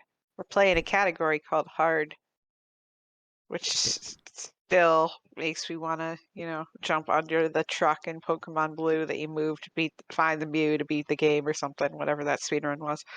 But but yeah, it's hard mode. Let's go. Game 1. So like Cards Here was we saying, go. this is in the margin of troll. In regards to fast times, slow times. As we've seen today, that you get far ahead, and sometimes that's not always safe. So You can definitely see Gamer move around very, very fast. There's a lot of PvP background in Gamer as well as Fudu, but it is Fudu sending the bigger attack more cleanly at the start and will get rewarded with a 20-second time. Gamer having to settle for a 28, and to your point earlier, Nicole, the idea of starting your chains earlier as long as you are sending enough of them. Fudu sent the better attack first and got rewarded. yeah, for sure. And it's always interesting to see. I actually wasn't aware that Fudu was more of one of the PvP folks that came over. But it's always interesting to see how the newer PvP players play the speedrun.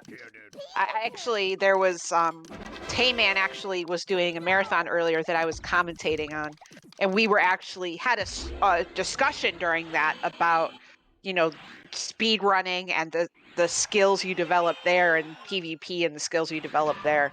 That they seem like they would be similar, but they're actually quite different. So it's always nice 14, the double four Well. being instituted there. Very nice start so far from Fudu. Yeah, just the CPUs tend to operate a bit differently than a human would. Enough to where you have to adjust your tactics in very different ways. And not gonna lie, we're kind of seeing big chains from both of our players so far. Gamer definitely apt to go for the bigger chains, go for mostly safer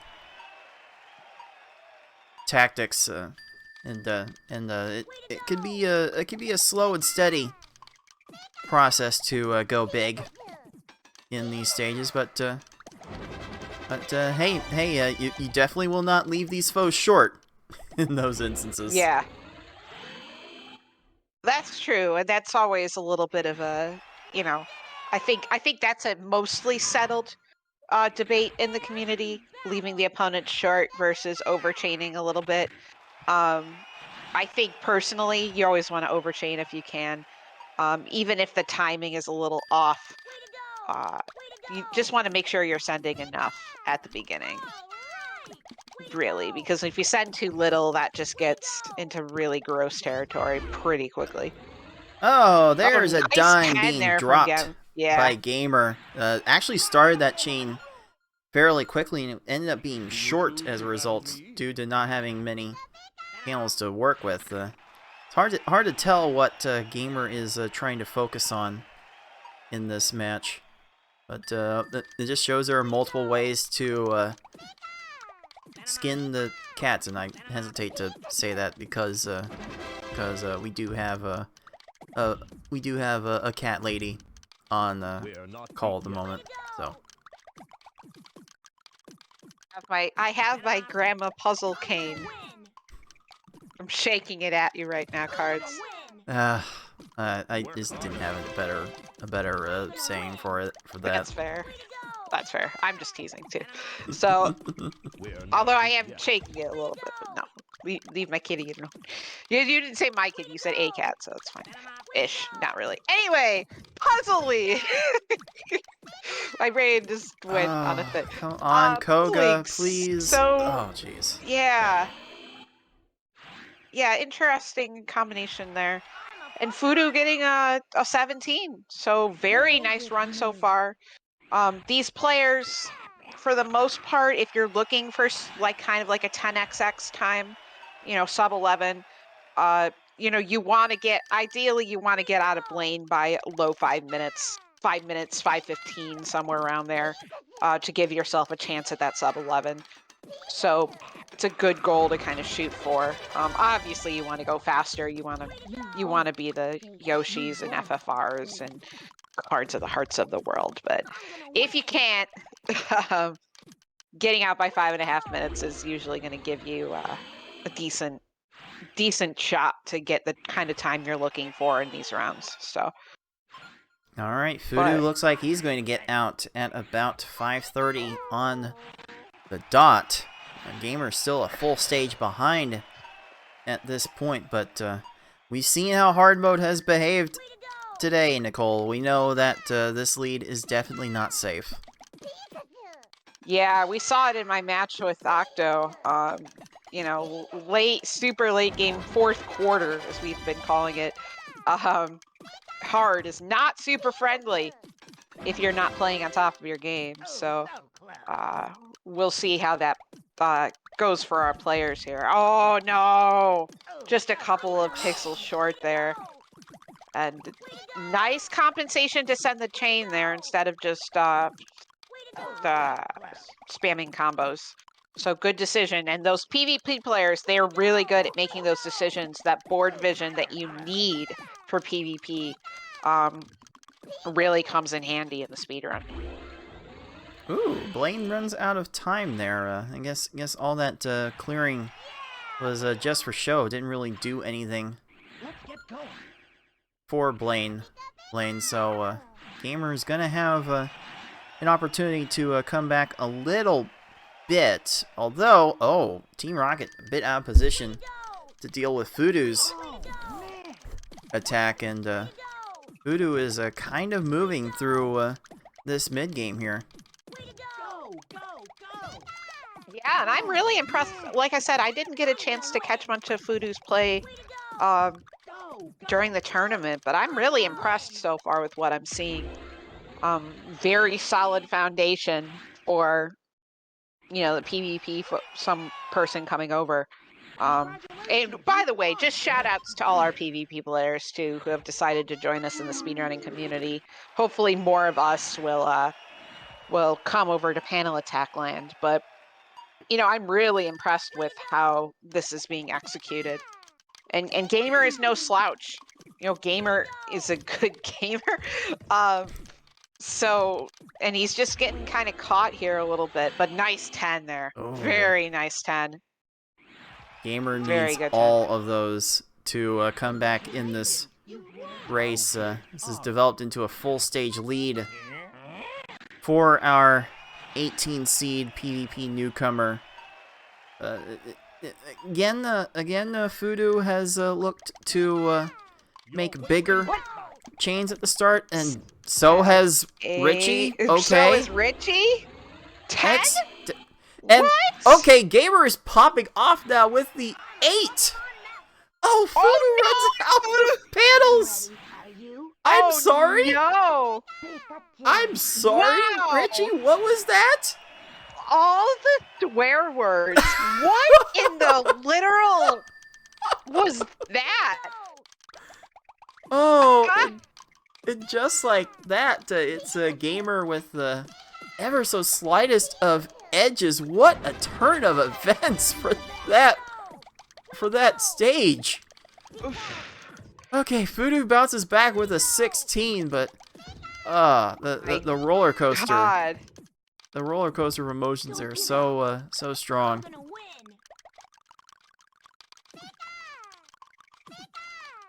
Yeah, Fudu saying in chat, I was just in disbelief of Richie's chain and didn't have enough panels, which is true. There was no clear there after that big drop of the chain, and man, and that was Gamer's chance to come back in this race, but unfortunately Richie just being horrible to both our players in this match, this race. Attack is still continuing, and Voodoo gets out of Lorelai's stage with a 16. Can't even blame Waifu for this one. This is Richie being a not so PG word. Way to go! Pika, I'm gonna win! Way to go! Finally, minute 23. Goodness gracious. And has Voodoo sent enough to this Bruno who's gotten really low? That's a low right side, and that will be enough for 17. So Voodoo trying to get his fastest hard time of the tournament with a good Gary here. And that would be a big statement for a Gamer to deal with in this match. Okay, Voodoo ends up getting an X4. Oh, a second 4 combo might have helped quite a bit. Could have bought him even more time. Ooh, Voodoo being very aggressive with the stack raising and almost beefed it there. Yep, going up to an X6. Uh-oh, okay. Yeah, Voodoo's letting himself get really low. Wait. Okay. Oh, Gary Jeez, is still that's going. spooky. Gary is still going. Oh, Voodoo! No! Put the red in the wrong place and locked himself out. Wow. Oh my. Whoa. Okay. It If is Gamer gets a quick Bruno... another oh. 10! That's like his third 10 Whoa. for Gamer in this match, in this race. With the 8 earlier. My Oh goodness, my Gamer's had God. some individual flashes of brilliance. Oh. But wait, is Gary gonna have any other response here? The blues are right there. He runs out of time, and it is Voodoo taking home game 1 Great. with a time of 11:57. Well, Wow. And that was a great opening attack from Gamer, too. That was just disappointing that Gary ended up getting to that. Because that opening attack from Gamer, if, there's a clear on Voodoo's side, and that ends up working out just a little bit differently. That goes to Gamer. But, man, what a race. 2 deaths in that race, and it comes down to Gary anyway. Wow. me, oh my. Alright, Gamer gets Gary to run out of time. We'll be settling for his worst hard time of the tournament, 12:41. Man, that makes you want to throw some tissues at walls and soft things at electronic devices where you don't break them. Like, oh, that's so frustrating because you know you're better than that. Like, Gamer knows he's better than that, but he's just gotta calm himself down. Know that he's better than that. Know that he can win here. So, man, that was very close. That was a spicy game 1. I cannot wait to see how the rest of this plays out. Indeed it was. Let's go ahead and give our 18 seed that first Pokeball. And a bit of a complicating factor to this match that I had forgotten about, that Gamer made sure to bring up in the race chat. Looks like a Gamer had a little bit of an issue with one of his fingers after a fishing trip. He was reporting that his middle finger got infected with a bit of something. I forgot about that. So just holding the controller was enough for a bit of a hassle. So we'll see if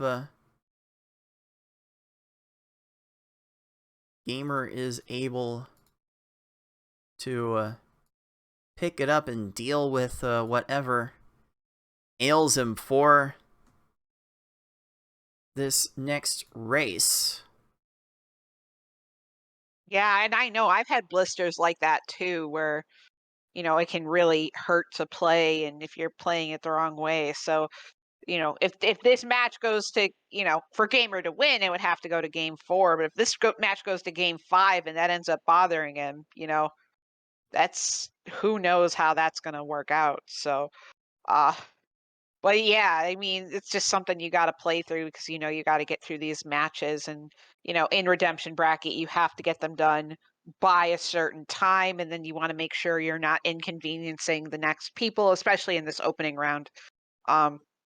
Before you get to quarters, you want to make sure you're getting your matches done so the people who are waiting for you aren't sitting around for too long for their matches. So it's kind of on you, the earlier folks to get their stuff done, to not totally put the tournament behind, at least in my opinion. But Yeah, I don't think we properly explained just how we were conducting these matches, because we have set schedules in place to do the main tournament and the main bracket, but for redemption, I just tend to let these folks go loose and put it on themselves to schedule the matches whenever they can. That'd be great to explain real quick as we start into this race 2. So the way redemption works is everybody from the pools who did not get into main bracket gets seeded into redemption. And then what happens is you can either opt in or you can opt out. So, but the thing is, you get to see what seed you would be in the redemption bracket before you opt in or opt out. And so once you decide, fantastic 12 there to start. Oh my God, such Indeed. good starts. And so once you decide whether you want to opt in or opt out, then they make the bracket like you saw at the end of the other races. So far, if you're on YouTube and you've been watching, hi, thanks for staying. But also, so you get to see kind of who you're playing. And then Cards just says, okay, make sure all the matches except finals are done by X date. And then we just kind of schedule it and be considerate of, like, oh, we don't need to play this super quickly, but we do need to play it kind of quickly so that way we can. And it always ends up working out. I've been in redemption for, I basically live here. So, and it always just ends up working out, people schedule it, kind of every week you get like a bunch of new matches, and then once you get to semifinals, it's chill, and then you decide whether or not you want to do finals live or not.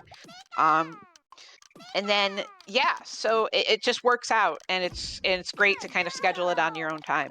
So, yeah, so that's how redemption comes about. All you main bracket people watching, So it's a lot of fun. I am compelled to note at this point, alright, Fudu, going to work on Misty getting that 14, Gamer selling for a 29, as we are now neck and neck once again. I am compelled to point out at this point that Gamer did kind of switch recently to Project 64 version 3 as his emulator of choice, and I believe it has triggered a few graphical issues. That's a funny design for garbage blocks, I've got to say. I can't say I've seen that one before. Is Fudu playing on an emulator or original hardware? I can't remember from the... No, Fudu is on OG N64. Nice. Shoutouts to the OG N64 crew. Emulators are totally valid, though. Absolutely, especially with all these games getting older. That's a totally valid way to play, especially once we got, the Switch port. People started playing that way as well. And so, that opened up kind of a section of the community that we didn't have before to be able to play. But yeah, what is this 7, 8 line stuff. Jeez. Oh man. My goodness gracious. Erica taking no prisoners with that one, extending both of our players' stages over 20 seconds. Yes, sometimes these stages just aren't going to be won in a reasonable amount of time, and you have to send more and more garbage to win. It's just unfortunate. And again, these two look to be content to making big chains. I think Fudu's been a bit more consistent with leading with 2-4 combos in each chain, but these two are trying not to take any chances, just going up to X5 plus with their chains, which even I might have to concede might be a bit overkill for this portion of the one-player stadium. Yeah, I mean, second half isn't too bad for X5, but I think in the first half, like X5, personally, I think it's a little too much. It just kind of wastes your time a little bit. That you could be gaining, but it's definitely a valid strategy. Like I said, the overchaining versus the underchaining. You're not going to be short, but is it time optimal? It's kind of just player by player. So, because it seems like when I tend to play hard mode, part of the reason why I get frustrated with it is because sometimes I feel like beautiful 14 there. I feel like sometimes I drop my chains and then I end up winning. And it's like, this game is dumb. But the thing is, when I drop my chains, it's usually, X3, X4 when I want to go to X5, and then I end up getting a quick win. So that's how I kind of came to the conclusion that maybe going a little bit shorter, as long as you have the combos in there, is a little bit more optimal. Wow, what is this graphic? Yeah, it's definitely wild. new. It's definitely a new variation on the graphical glitches we tend to see from the emulators that run this game. We had a huge point in the history of N64 emulation where it was basically only one emulator that could even run this game. True. In the first place.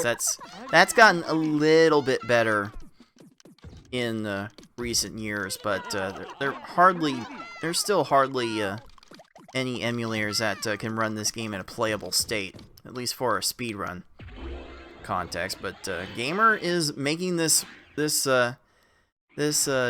jungle of a graphical mess work for him so far. He might be switching that out after the race, because that looks very disorienting to try to play with. Yeah, that's quite distracting. And the other thing too is that's part of the reason why when people ask, "Oh, is there a TAS of this game?" That part of the reason is there wasn't for so long is because of the emulation issues. And having such a hard time running the game and really getting into those weeds you could get into when you see the inner workings. But it was so poorly emulated that it just wasn't worth trying to TAS anything. Right? I'm right about that, right? Like part of that also is the leading TAS emulator, BizHawk, was borrowing from an N64 emulator that did not boot this game at all. So, though TASing was always suspect to try and pull off, but now BizHawk runs the game, so those kinds of efforts can be made possible. And what's also possible is we could see one of these players finishing under 10 minutes for the first time in the tournament, with a Gamer moving on to Lorelei at about 8 minutes. So Yeah, there's I mean, potential here. Yeah, to get a sub 10, you really want to try to get. You really want to try to load Gary 2 up by about like 9:15, just to be safe. Obviously, you know, you want to get there sooner than that, but it just feels sometimes like you get there at 9:15, 9:20, 9:25, and that's when you get the minute plus Garys, because of course. So Alright, yeah, we're it's getting gonna be. You need to get double quick kills, but it's gonna be close here to the sub 10 level. Gamer has been getting a bunch of 20-something second kills, and Fudu, I think, has been catching up just Okay. a little bit with the 15s and below for the most part. Okay, Gamer went to X5 for this attack. Bruno is way out of position, and that will be a 14. Very well, nice. well, well. We have our sub 10 opportunity right here. Come on, internet points. Come on, internet points. And Twitch internet points, Oh, no yeah. less. Maybe one day we'll have a use for them. Ooh, Fudu almost lost even more ground there. Gonna settle for a 20. Oh, Gary Oh! has a lot to he's deal a with little here. short. He's like half line short. Is he gonna get Oh, there? No, he's not. runs out of time. Hey! Well done, Gamer. Congratulations, you won. And would you believe it? The official time for GamerX459 in that race was 10 minutes flat. No! Oh no! Wow. Can you believe that? And well, well, well, right behind it is Fudu with his best time of the tournament, 10:30. Nice. So we're definitely seeing some sort of redemption with this race, but it will be our 13 seed capturing his first Pokeball of the match. Yeah. That's So some good work. Here we see Gamer switching his emulator to 1.6. Because we know that works. yeah. That's oof. Yeah, that's hard to play with. It really I can imagine like not looking over and not being able to have a sense of where that garbage is, because that really is more important than you think. Because part of screen watching that is so important is being able to look over and know where that garbage is. And if you can't see the garbage very clearly and it's flashing in and out, like how do you know what more you need to send? Just off of a glance. You can know, but it's just off of where are the blocks bouncing or are the blocks staying still? But that's not a reliable way to go about anything. So hopefully this will help Gamer a little bit kind of settle down, know what he's doing, know what to look for, and keep trucking. But this has been a great match so far. Very close, very competitive. Not at all, indicative of, Gamer having played multiple tournaments and having this one be Fudu's first tournament. So I know I've kind of got finally set up my panel attack stuff. So I'm probably going to be getting into the next novice tournament that's going to happen. So I'll be kind of new to that too, and have that feeling of, oh man, what's going to happen? So it's exciting stuff to see the crossovers. So Yeah, I'm definitely gonna be taking a bit of an extended break from my regular streaming after this tournament. I might spend a little time back in panel attack as well for the first time in several years. So yeah, the crossover has definitely been shown to be exciting, and when you know it, it's two PvPers who have made it to the winners finals of our tournament, our main tournament. Ooh, okay, there's a 9 combo from Gamer to start this off. Yeah, that's gonna work. That's- 14 versus a 15. Oh my Our God. player's getting off to fast starts here as well. Two very different ways of clearing. You've got Fudu doing the double 4 combo. You've got Gamer doing this weird, like, oh, I got a combo, but I should probably get some more blocks vibe. But yeah, they both worked. They both were under 20 seconds. That's what you want for Gary 1. You want to not be there all day. God, great lag chain from Gamer there too. Lag chains are super fun to do if you can do them. If you can set them up. Indeed. Oh, and Fudu just Okay, come. All right, Brock. Just stop it. There we go. That's fine. That's fine. We're just gonna continue to see like 15 to 25 second stages from these players, and they'll be good with that. It's the consistency that they will appreciate. Ooh, found a 3 chain out of that. Oh, combos only. That's an 8. Yeah, it's an 8. Let's go. Oh my. Party bracket can get 8s too. Main Oh bracket. my goodness. That was fantastic. The 5 into the 8 into the 3 chain. That just perfect drop too. Oh, Oh, it really So helped pretty. that Misty raised her stack so early to enable a short attack to work. Only combos, because that's the minimal screen shake that we hope to see. Just to give these opponents the least amount of time to respond. So actually chef's kiss. yeah.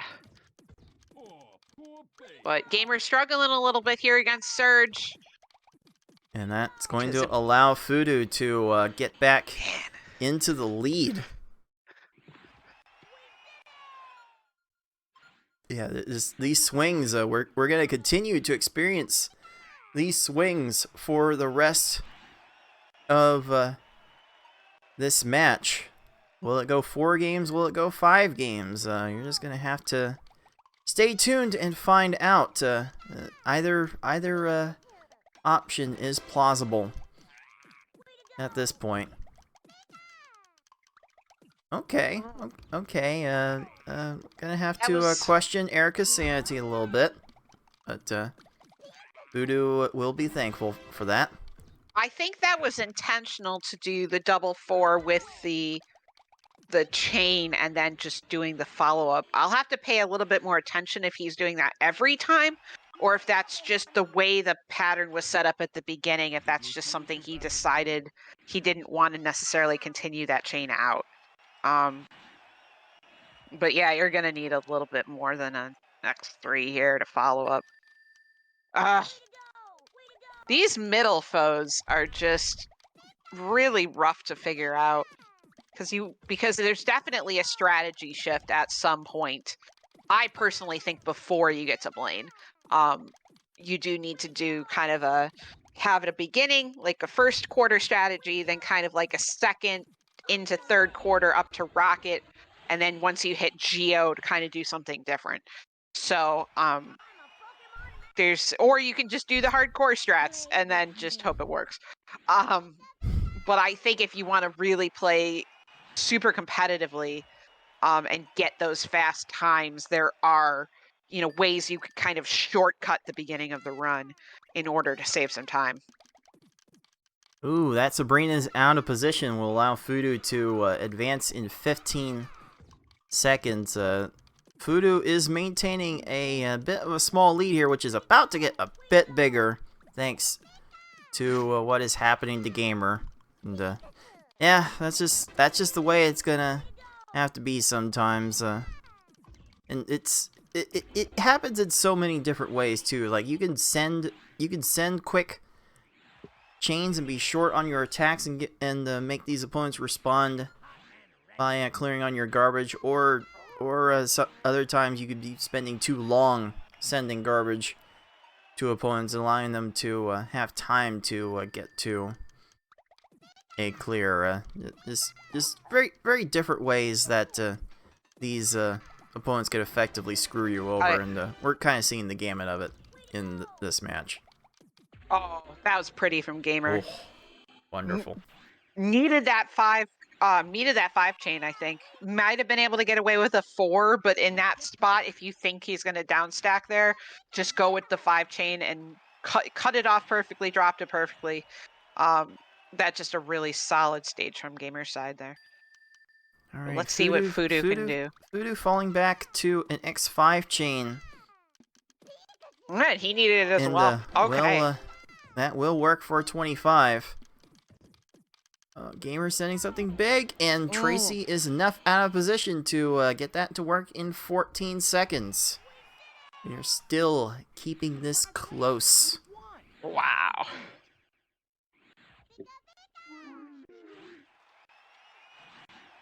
What a great match so far. Very evenly balanced. Nobody's pulling out too far ahead of the other.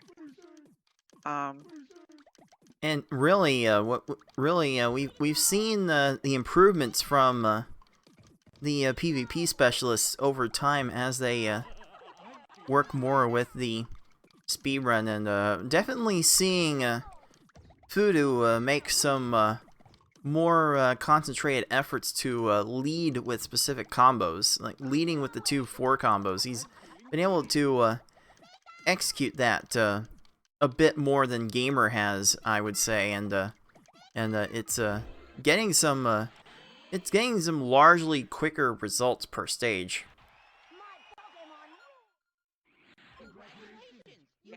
Seconds. Those seconds add up. Like I was saying earlier, you know, if you are getting, or one is getting, the VU, not the 2, if you're getting 30, 45 second stages, these players are capable of being able to complete 2 stages within that time. And it's just a matter of, are you ahead? Are you behind? Can you sense it if you're not screen watching? And if you are screen watching, you're ahead, you're behind. And kind of if you want to make in-game adjustments to try to quicken your step, or just stick with your strategy and hope the game does what the game does sometimes. So and with that 16-38, it is Gamer taking the lead right back. No lead in this match is proving to be safe. it's gonna be a little short. Even with an X5 chain, it just could be so difficult to find the combos to go in the chains too, because it's not a thing in the PvP community, and these two definitely have some extensive PvP experience. It's not a thing in the PvP community to load up your chains with combos necessarily, because you really don't want too many combos to give your opponents second and third tiers of panels when they all clear. But in this kind of environment, though, you're kind of just wanting to stack lines, and combos within your chains are very effective for stacking lines. Yeah, you want to prioritize, the way I think of it is 4s are great for starting, and then if you want to do follow-up, you look for 5, 6, and 8. Because 4s are good for follow-up as well, but if you stack too many 4s, then it just condenses, as you can kind of see on Fudu's screen right now, the 2-4 combos right next to each other. So you start with 4s so they can go in the crevices when you drop it, and your follow-up is 5 combos, 6 combos, 8 combos. And then if you need to get more chains happening, then you get those combos within the chains. And that's going to be your guarantee of making sure every line is going to matter. So Well, that's a little insight into how I think about it. Indeed. Just like that, Gamer extended his lead there over 30 seconds with that Lorelei performance. Is Bruno going to cooperate? Looks like no. But it also looks like, again, the gamer not quite sending an ideal amount of combos in this chain. He's having to make his chains a bit bigger. And this is not working out for him right now. And Fudu also a bit lacking on the chains. Gonna have to rebuild. Gonna have to just raise that stack up and rebuild. We tell Tetris Attacker this all the time. it's a good piece of advice for just about anyone playing. Just raise. Shoutouts to Tetris Attacker. Also shoutouts to the mini TAs, just because, and Mrs. TA, also just because she's awesome. All right. Here we go. The final stage for Gamer. Getting Game 3 will be very pivotal for putting the Oh my pressure on your gosh. opponent to finish this off. Ooh, I thought Gary was going to end up running out of panels on the left, and Oh boy. he's still getting through this. What is this time? Oh no, Voodoo has a chance to snipe this! Wow! Oh, A 14 to wow. close out the run! Fudu I was takes focusing it so with hard the... on Gamer's side that I Wow. didn't even realize that Fudu had the opportunity to snipe that until I just saw them both in Gary. Whoa, My dude! goodness gracious. Gamer finishes with a 11:39. Fudu with the steal with an 11:22. Give him that second Wow. Pokeball, please. My, That's oh me, oh awesome. my. Disappointing for Gamer, but great for the fans. Wow. What a close set of races so far. My goodness. Unreal. Fudu has been kind of playing above his level in this match. Gamer kind of playing down a little bit, and it's led to a perfect storm where it is our 18 seed looking to knock out our reigning Tetris Attack Tournament Redemption runner-up with another win. This would be... I think we would have to quantify this as an upset. I think so that too. would count. I think so too. I think this would be, if Fudo pulls this out, I think it would be considered an upset. Gamers a lot like, Ty, very, can do really well, can do not so well. I think he's a little less glass cannony than Ty is, but certainly just because he's down does not mean he can't win these next two games. It's been so close and so back and forth so far that that you really don't know how this match is going to end.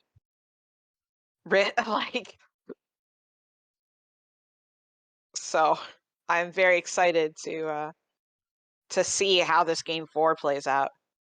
Are we going to a game 5? I don't know. Let's see. Ah! Here we go. Game 5 is underway. Game 4 is underway. I'm sorry. Okay. Here we go. Gamer's got a good formation there. Gets to that lag chain in time, building up an X5 in practically no Man. time flat. 10?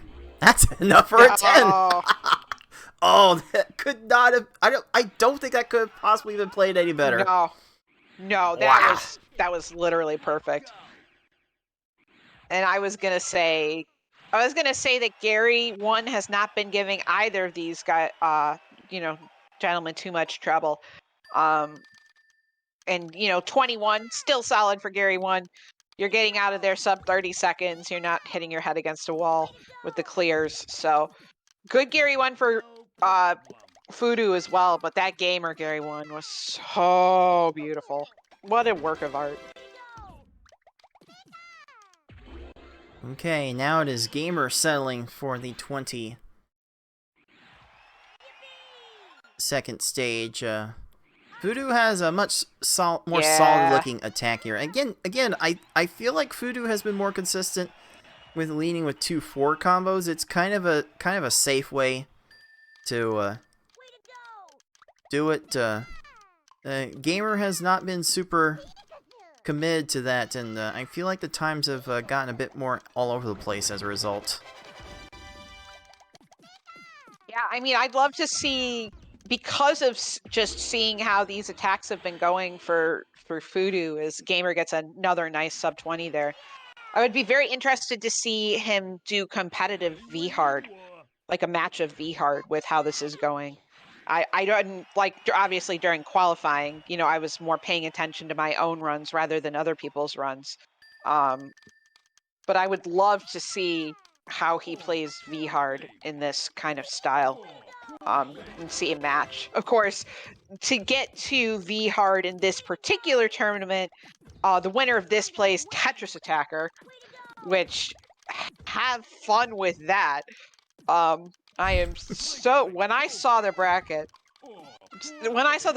I was so happy to see Tetris Attacker and 6 on the opposite side of the bracket as me. I'm like, oh my gosh, they're over there. And then I looked and saw if I won, I was playing Zep, and then I was possibly playing Razor or Flag or Lunar. And then I'm like, oh, this is, oh no. The tournaments are getting so deep. I know. I'm like, I can't. I'm like, I get it. I'm like, yay, no TA or 6. Oh no, it might be Lunar, Flag, or Razor, no. So, Yeah, but yeah, we'll see. We'll see next week how Tetris Attacker played, and I believe is his very first foray into the redemption. Because I know for the last two PPL tournaments, he finished top 4. Did Tetris Attacker, so to see him in the lower bracket for this game has been very much an anomaly, an aberration, if you will. Just is too many good players. I know, everybody's so good now. It's so silly. And Gamer is kind of moving away from this one with that 12-second Koga. Masterfully done.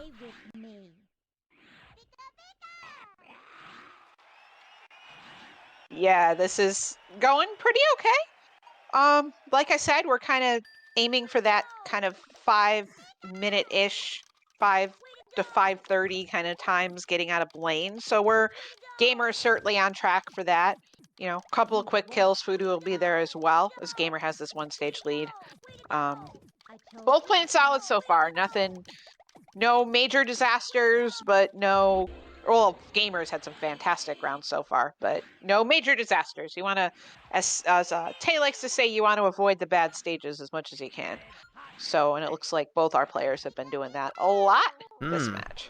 Bit of a slow burn on Fudu's Koga, inching up to his death there. Still nothing too major, I would say.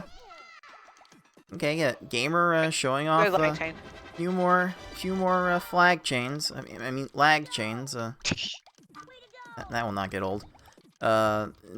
Okay, all right. 19 is good enough for Gamer. Much more solid attack than he's been sending all day. Low left side, you've got to drop this now. Even with the down stack. Oh my goodness. No. Yeah, just a little slow there for Fudu. Please, no leveling. Oh, we're crying out loud, game. Yeah, that's one I think you've got to drop it at X4 and then just find your follow-ups really quick. There's just a little bit late on the drop for Fudu there, and now he's getting punished. What? Jeez. Jeez Louise. I mean, at least hard mode isn't quick, like super forever punishes. Eventually, you're going to get out in 1.5 minutes, maybe 2 minutes, which is why reset strats are not optimal here. I can see situations for hard reset strats, but it's got to be really extreme to actually go through with it. like somehow the computer ends up getting an X chain, like you're short and they somehow get like an 8 or 9 chain and you're trapped and they're not topped off, like maybe like you reset there, but really most of the time you're gonna get a 30-45 second stage and just have to live with it, that you may or may not get through. So but this one's 2-stage lead now for Gamer. That Looking is, very good. Gamer has picked it up in the mid game and has reached our patent pending 2-stage lead, which even for hard mode is not completely safe, but it still feels kind of good. Not gonna lie. Yeah. Oh yeah. Okay, Giovanni, we need to calm down. We need to tell Tracy to calm down too. We're trying to speedrun here. Can you stop clearing garbage, please? Oh well. Oh well, these CPUs will never learn. I'm ready. Are you? Yeah, pretty much. It's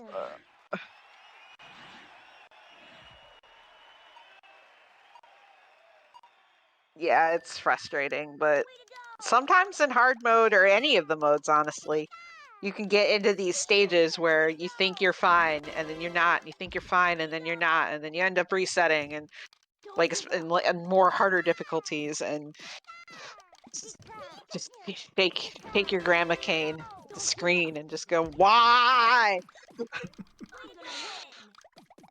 The worst part is like everyone asks how you are with this game, and you just have to say that you're fine, even if you're not really fine. But you can't tell anyone you're not really fine, because no one who doesn't play this game would understand. Exactly. Richie's attack is goodness. still continuing. Fudu has pillars set up on this Team Rocket. Will finally take it down in 38 seconds. But those stages are going to have to turn around a bit more. Alright. Gamer's gonna get out, keep that 2-stage lead. But man, Are you ready? that was the opportunity to get the sub 10 there too. The people who bet on the no sub 10, you're looking real good to make some money, right? Your internet points right now. Not money. Twitch doesn't do gambling anymore. They shouldn't, or they think they didn't, or they stopped or something, but people subverted it, or I don't know. But Who knows? your gambling, your internet point gambling is not looking great right now. Well, Lorelei went out of position for a bit and allowed Gamer to get a 14-second stage. So, Gamer trying to punch his ticket into that game 5, so he can eventually snag his way into the next round. Which, as it was mentioned before, the next match for these players is Tetris Attacker. So dumb to even say. Why is Tetris Attacker in my party bracket? It's just what happens when you get the most lopsided stacked pool in tournament history. You get good players like Tetris Attacker and 6 falling all the way down in there. Just it was not much I could have done about that. Anyway. All good. Anyway, here we go with the final stage. For Gamer, needing this race to stay alive in this tournament. Gonna go up to an X5. This is a bit low left side for Gary. Looks good. Oh. Looks Oh, really there it good. is. There you Gary go. out of position. And Gamer will end up clocking in an official time of 10 minutes, 51 seconds. Rather convincing win from Gamer in that one. Dealing with all the pain of his infected finger and And we are going to have a Game 5, ladies and gentlemen.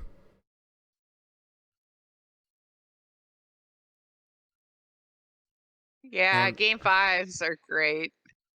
Game fives are great to watch. They're terrifying. Nice 11. Though. Ow!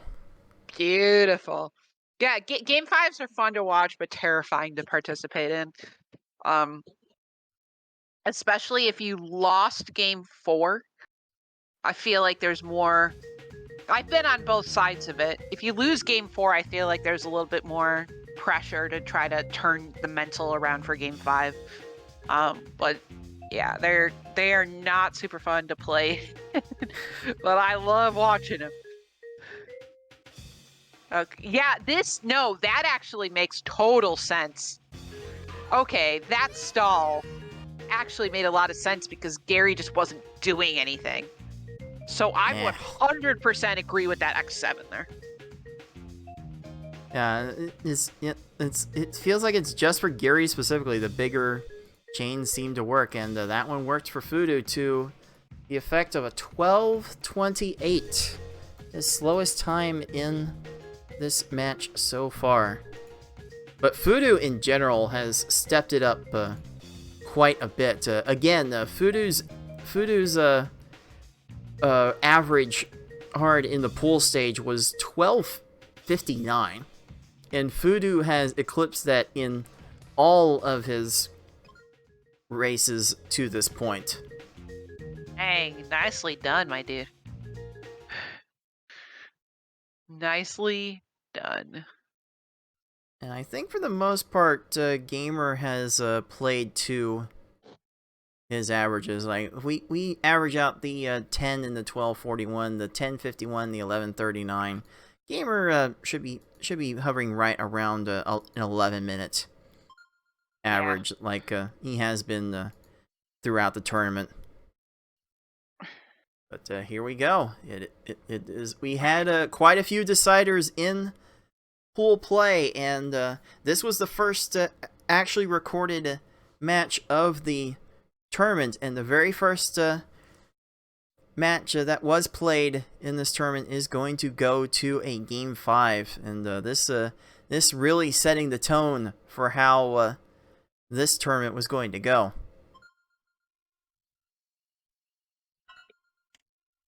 I just remember Fudu had a cam because I just saw a big movement, and I was like, oh,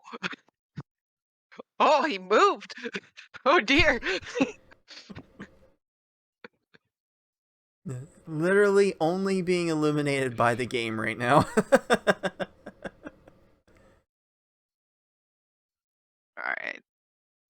All right. Have you been staying hydrated, chat? Because most of the time when people get up, it's either a bathroom break or get more water. Stay hydrated. Save your kidneys. Just trust me on that one. Yes, everyone, get your hydration ready, because we are about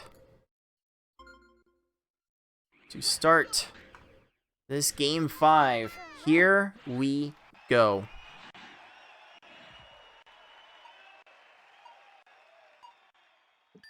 Man, if this comes down to Gary too, I'm gonna lose it. Oh. Alright. Okay, Gamer gets his 2-4 combos here and goes up to an X5 chain. Kind of getting like the best of both worlds for his strategy. And Gary barely runs out of time. And that is the whole point of the double 4 combo. Because if they focus on the left side, clear the left side, they might run out of time to not get to the right side. That is literally the epitome of why you double 4 at the beginning. And sometimes it doesn't work out, but if it ends up working out, then that's exactly why. Okay, Gamer lets this chain go up to an X6. Gamer going big. Trying to make sure he doesn't go home watching the rest of this tournament from the sidelines. And it is definitely working out so far. Okay, Fudu should have a much better time to attack for this one. good bounce back for a 16. Took a little time to get together what he wanted to do, but it was very nice to see that once he figured out what he wanted to do, that he just executed it very cleanly. So overall, I've just been really impressed with Fudu's play so far. And if he's leveled up from pool play this much for hard mode, like if he decides to get in, you know, next year or even in the Tetris Attack tournament coming up, like I'd be really scared to be in the same group with him. I think he's going to become, if he keeps practicing the speedrun, I think he could become a real threat. I'm very, very impressed. Oh yeah, Tetris Attack will be much more in Fudu's wheelhouse. Like I believe he actually has a posted time on our leaderboard for Paneled Upon S Hard. So Fudu can probably more readily channel his PvP mindset to play that game more effectively. We're expecting quite a few new people to come in for the Tetris Attack tournament next year. Like maybe not just Fudu, but also Beefin. Anyone's been seeing in the Discord what Beefin's been doing recently? Just casually going in and posting top 5 times in all the categories. Yeah, that seems pretty legit. Yeah. The tournaments are growing. Okay. Who's gonna party with me in spring 2023? Join me in party bracket. Well, right now it is Gamer fighting to keep his party going. Only keeping a very slight lead, maybe 10 seconds at this point. These two have had very similar bouts of luck getting these attacks on. Gamer feels like he's committed a bit more to double fours, and he's also kept his commitment to bigger chains. And I think Gamer is getting the steadier stage times as a result. Okay, Fudu does not have the second 4 combo here, but it will work out for a 22.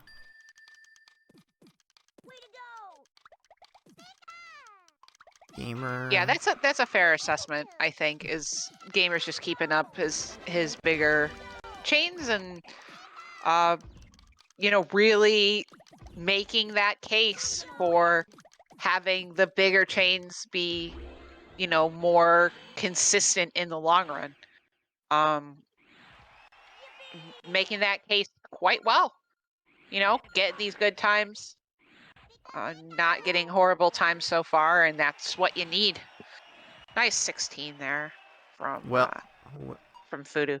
Well timed there.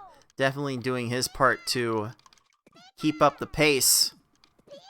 Okay, Gamer gets it up to an X4 chain in this one, and Sabrina is way out of position for yet another 10. I've lost count of how many 10-second stages Gamer has had in this match. Oh my goodness. It's safe to say Gamer is gaming right now. And Fudu's not on a bad run himself. Another 15 to 20 second stage. Fudu is trying.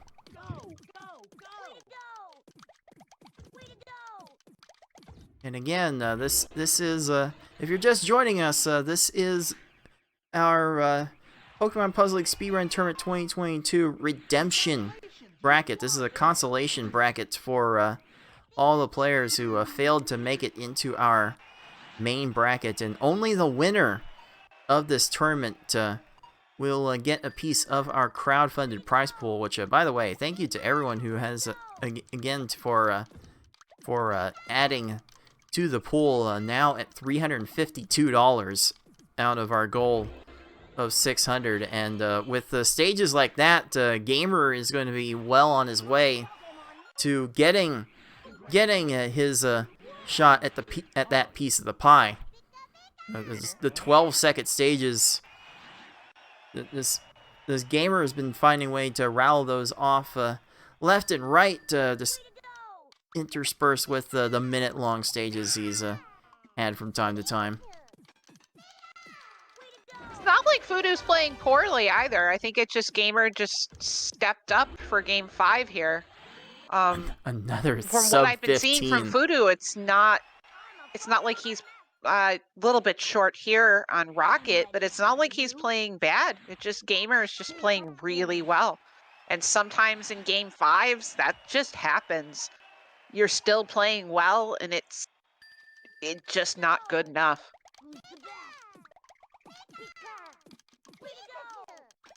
Okay, and Gamer gets 1-4 combo in that sequence. And is Richie gonna have time for anything else? He will. Oh! Missed it by that much. And all the chaining What a opportunities jerk. Richie has had, he's just squandering. So all that was just there to waste time. That's kind of tilting.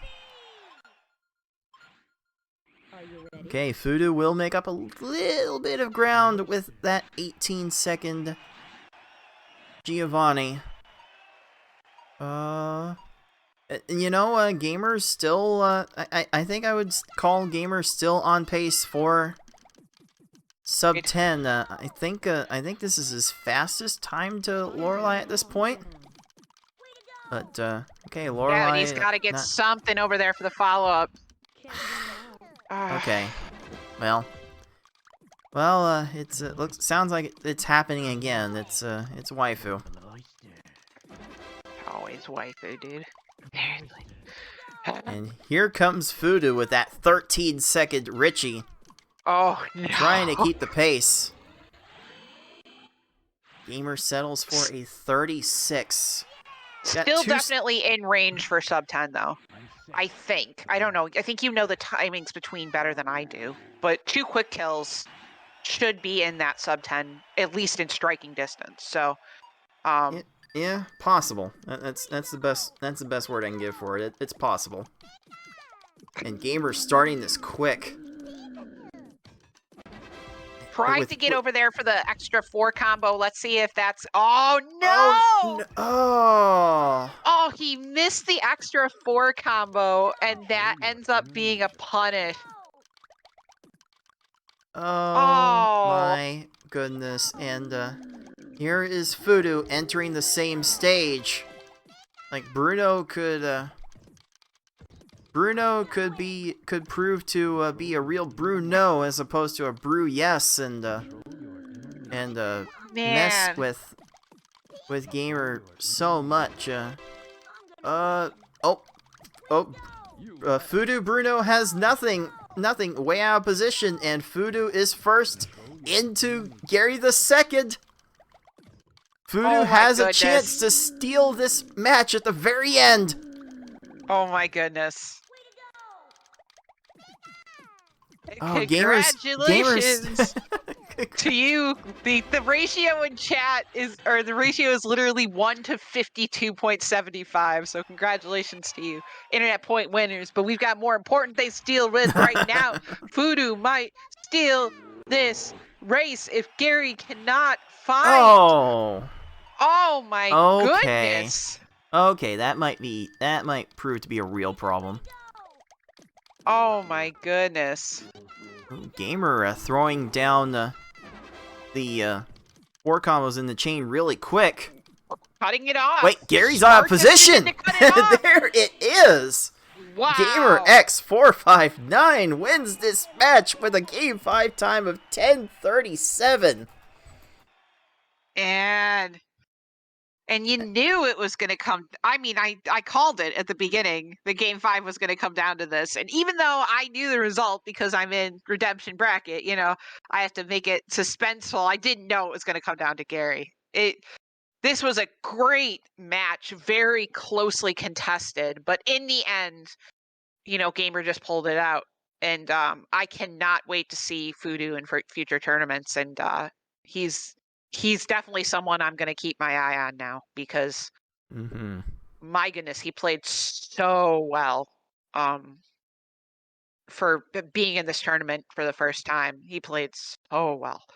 So well done.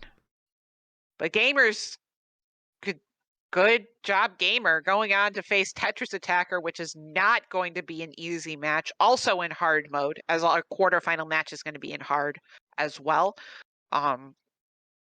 Yeah. Oh my God, quarters are going to be so good. Quarters are going to be so good. That's next weekend, right, Cards? Yep, we'll be Okay. bringing those to you next weekend. We'll tell you when to tune in for that one in just a second. But to close out this match, Voodoo finishes with an 11:44, which is not quite enough on this day. It is Gamer taking home the third Pokeball and the win. Gotta love the little bouncing banner. Now let's go and make this result official. Gamer X459. It took a nail biter of a 5-game set, but he is moving on to face Tetris Attacker in the next round. And again, well played by Voodoo in general. Just Absolutely. Oh, I've got nothing more to say other than just yes. That was so fun to watch. Very glad I left that matchup for the very end. And as soon as I have these results properly entered, we can now see the final standings from round 1. 2 3-0s and a 3-2, and now our top 8 is set. It is Tetris Attacker and Gamer X459, 6 and Fate 7799, Lunar Chimera and Flagelstan, and Zeplander, and I Like Being Smart. Like this is quite the lineup to get for our lower bracket. My goodness. Yeah, this is well with how Gamer played today. I'm kind of interested to see how that matchup plays up with him versus TA, because I don't know how those times are going to compare to what TA is capable of. Obviously, I want you to see my match, of course. But if I had to pick another match too, I'm interested to see Lunar and Flag as well, because Lunar is just a staple of consistency, and Flag is still, even though he's been winning, he's still kind of this unknown quantity. So I'm interested to see how that plays out too. And of course, 6 and Fate are going to be great. Their first foray into hard mode. They only have to play it once. Lucky them. Before we get to this ridiculous V hard for semis and S hard for finals. So yeah, it's quarters is going to be great next weekend. You should definitely stay tuned to the socials to figure out when to see that, because it's going to, if this was any indication that we had 2 3-0s that were relatively close and a 3-2 that literally came down to Gary too, what craziness is going to happen next weekend? Yeah? Come to party bracket. So many good storylines here. The party will be continuing next weekend, and here is when you get to see it. As we are going to resume our main bracket play next weekend, with leading off with the winners finals, that being Yoshimitsu and Foxy Man. One of these players will be punching their ticket into grand finals first, and the other will have to look forward to our very own FFR Pro 21 in losers finals, which will be taking place next Sunday. So we'll have that action to look forward to in the main bracket, and of course the party bracket will be having its quarterfinals shown off right after the winners finals match. So make sure you tune in to that party. It's just gonna be a party all around next weekend. we can actually see the end of the tournament in sight. It's just a couple more weeks. This has been quite the process. We started this process in August with our qualifying stage. That's true. And 4 months later, it is about to end. So we will get to the light at the end of the tunnel, and we will be able to maybe decompress from this game in just a little bit. But the matches should still be fun before we get to that point. And that is going to do it for our coverage for today. Nicole, any lasting thoughts about what we saw today? I may or may not be practicing still. Ooh. Look, it's very hard for me not to give away all the spoilerinos. But let's just put it this way. The top 3 that are left in main bracket, that's going to be spicy. I can tell you just from the match that I have played, guaranteed that I'm playing against Zep, that was spicy. The other results have been spicy. You just got to tune in next weekend and enjoy all the great high-level play that we're getting into, regardless of whether it's main bracket or redemption bracket. It's a good time, and come and hang out. And we hope you come and hang out with us at this same time next weekend, Saturday and Sunday, for all sorts of great action. For I Like Being Smart and everyone else at the League of Puzzle Speedrunners, this has been Cards of the Heart. Until next time, everyone, happy puzzling.